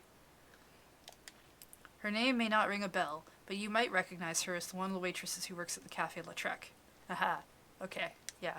Not the scary waitress from the Chinese restaurant. She's currently enrolled in the law school at Midoriyama Academy. Cool. Good for her. Her hope for the future is, of course, to become a lawyer. Sounds good. Revisions to the bar exam have been made that challenge a trifle easier, but it's still a tough obstacle to overcome. She practically studies in her sleep. Listening in on trials is one of Ryoko's hobbies. She takes the Tokyo Metro Hibiya line to Kazumigaseki Station and then heads to the nearby court building to observe whatever's going on there. Ryoko is especially fond of the district court, which handles the first hearing in local cases. Trials can be quite interesting. They're like little dramas about human emotions and desires. But recently, in the course of her courtroom visits, Ryoko found herself with a new reason to be present. She'd caught sight of a man in the courtroom who utterly intrigued her. She wanted to approach him, wanted to talk to him, but it was never going to happen. Now then, shall we begin? His low, honeyed voice made Ryoko's heart melt. Would the defendant please come forward? The man who had so fascinated her was the presiding judge. His eyes glimmered with cool intellect, while his wild shock of hair hinted at a rugged individualism. By the way, as far as I'm concerned, this is like early Ace Attorney canon that's going on in my brain, and this is the judge from there, but like in his super youthful days. Ryoko couldn't help it. She wanted to be closer to this man. but the judge's bench was so far, far removed from the visitors' gallery. Oh, what can I possibly do to get near him? You could commit a crime. I mean, I wouldn't advise it. Should I sully my hands with some crime? Just, buy some crime at the store. If I did, he'd have to look at me in the eyes as he rendered judgment.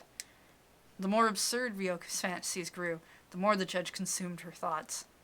Today, as she waited for a court session to begin, she could think of nothing else. Ryoko sat in the visitors' gallery, wearing a brightly patterned dress.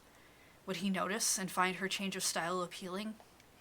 What if he thought it didn't suit her? She vacillated between getting worked up in a good way and in a bad way, as she imagined him thinking one thing or the other. You're always in here, aren't you? Ryoko turned at the voice to see a group of middle-aged women gathering behind her. All of them had gaudily dyed hair and sported gold necklaces and rings. And who might you be? Ryoko asked, with some trepidation. You made eye contact with him earlier, didn't you? Huh? Don't play dumb. We know the score. This wasn't making any sense. What are you talking about? The women's faces abruptly turned sour. You need permission from the boss first, one of them said. Otherwise, how could we possibly maintain order? Look, I really don't know what you're getting at here. Could you explain from the beginning, Ryoko asked. The women sighed in unison, but like a million other sighs at the same time. More than just one I did, because there's only one of me. That's a newbie for you, said one. Now, we were all like that at first, said another. Very well, I suppose. Allow me to explain. One of the women stepped in front of Ryoko. We're groupies of the judge who's about to show up. Ryoko's eyes went wide. She'd never imagined that a judge could even have groupies.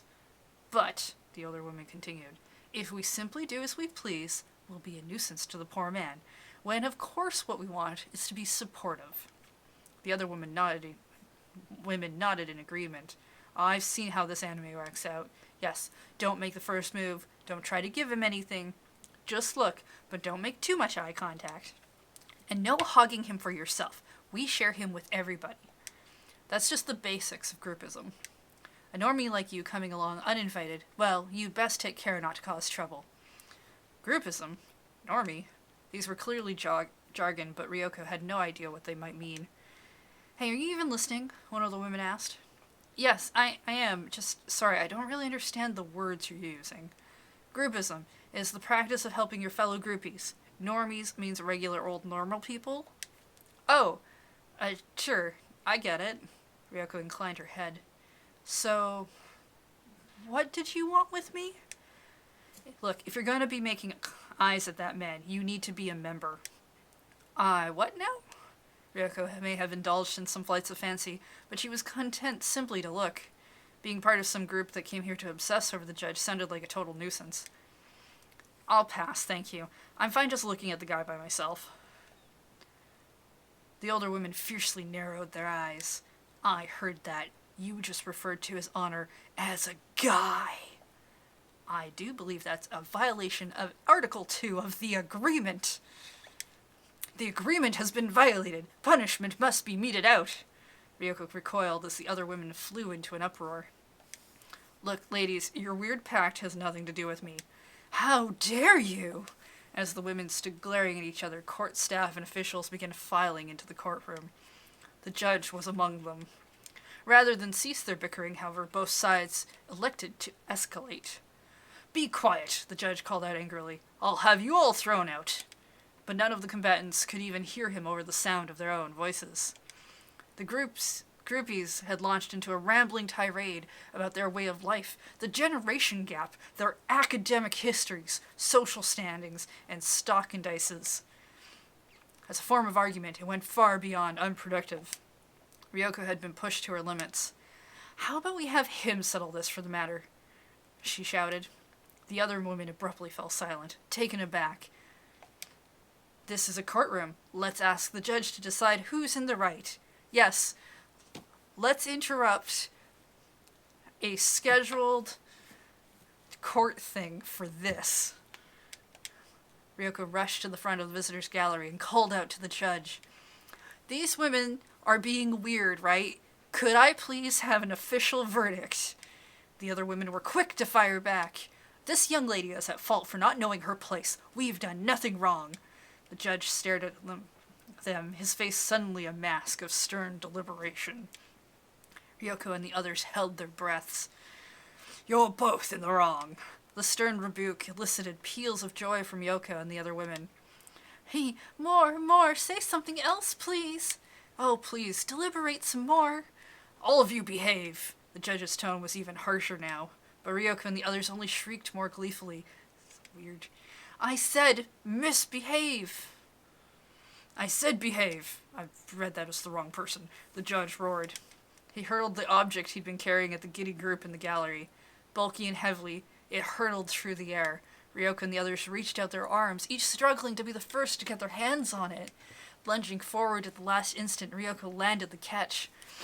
I'll be taking this, thanks. With a cry of triumph, she dashed out of the courtroom. As she exited the building, she could hear the older women crying out in dismay behind her. She grinned gleefully, clutching her prize to her chest.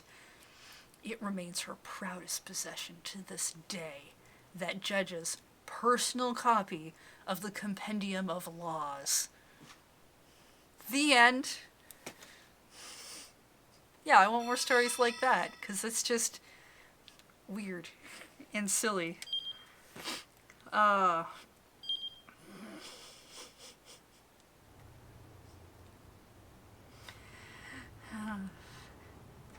please, give us a verdict.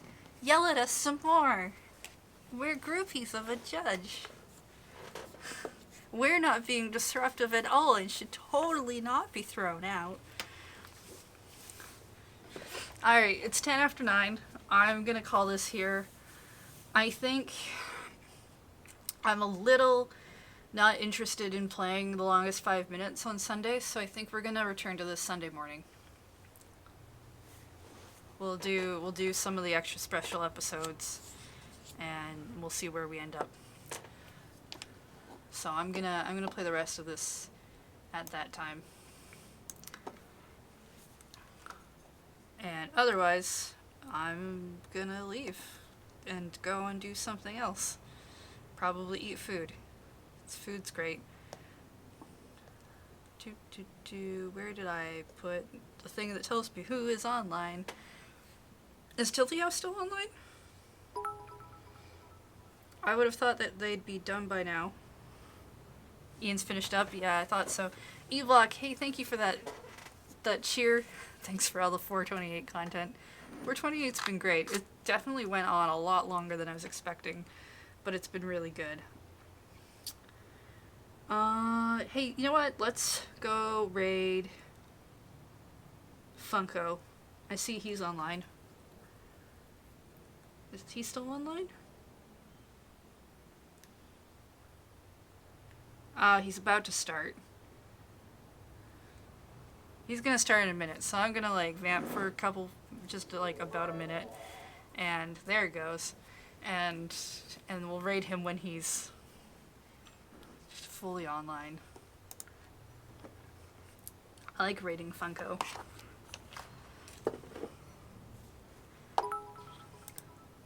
Hey Kitty Kavitzer, thank you for the 100-bit share. You have a good night.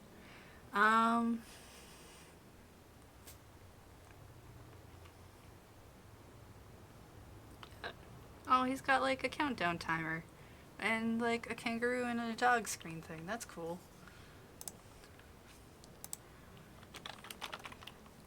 Maybe I should get a countdown timer for my starting online screen. Maybe I should finish that booth view first. I have so many things I need to do for my stream setup, and not enough time in the day to do everything, turns out. You know, like normal stuff. Like working and eating. Well, no, I have time to eat. I always have time to eat. Because I get cranky if I don't. Ah, there we go. Okay, it looks like he's off the coming online screen. So we're gonna go raid Funko now. I will see y'all Sunday morning. We'll play more of this game. And I guess I'll have to figure out what to play soon afterwards. But I will see you all later. Thank you for hanging out. And you take care.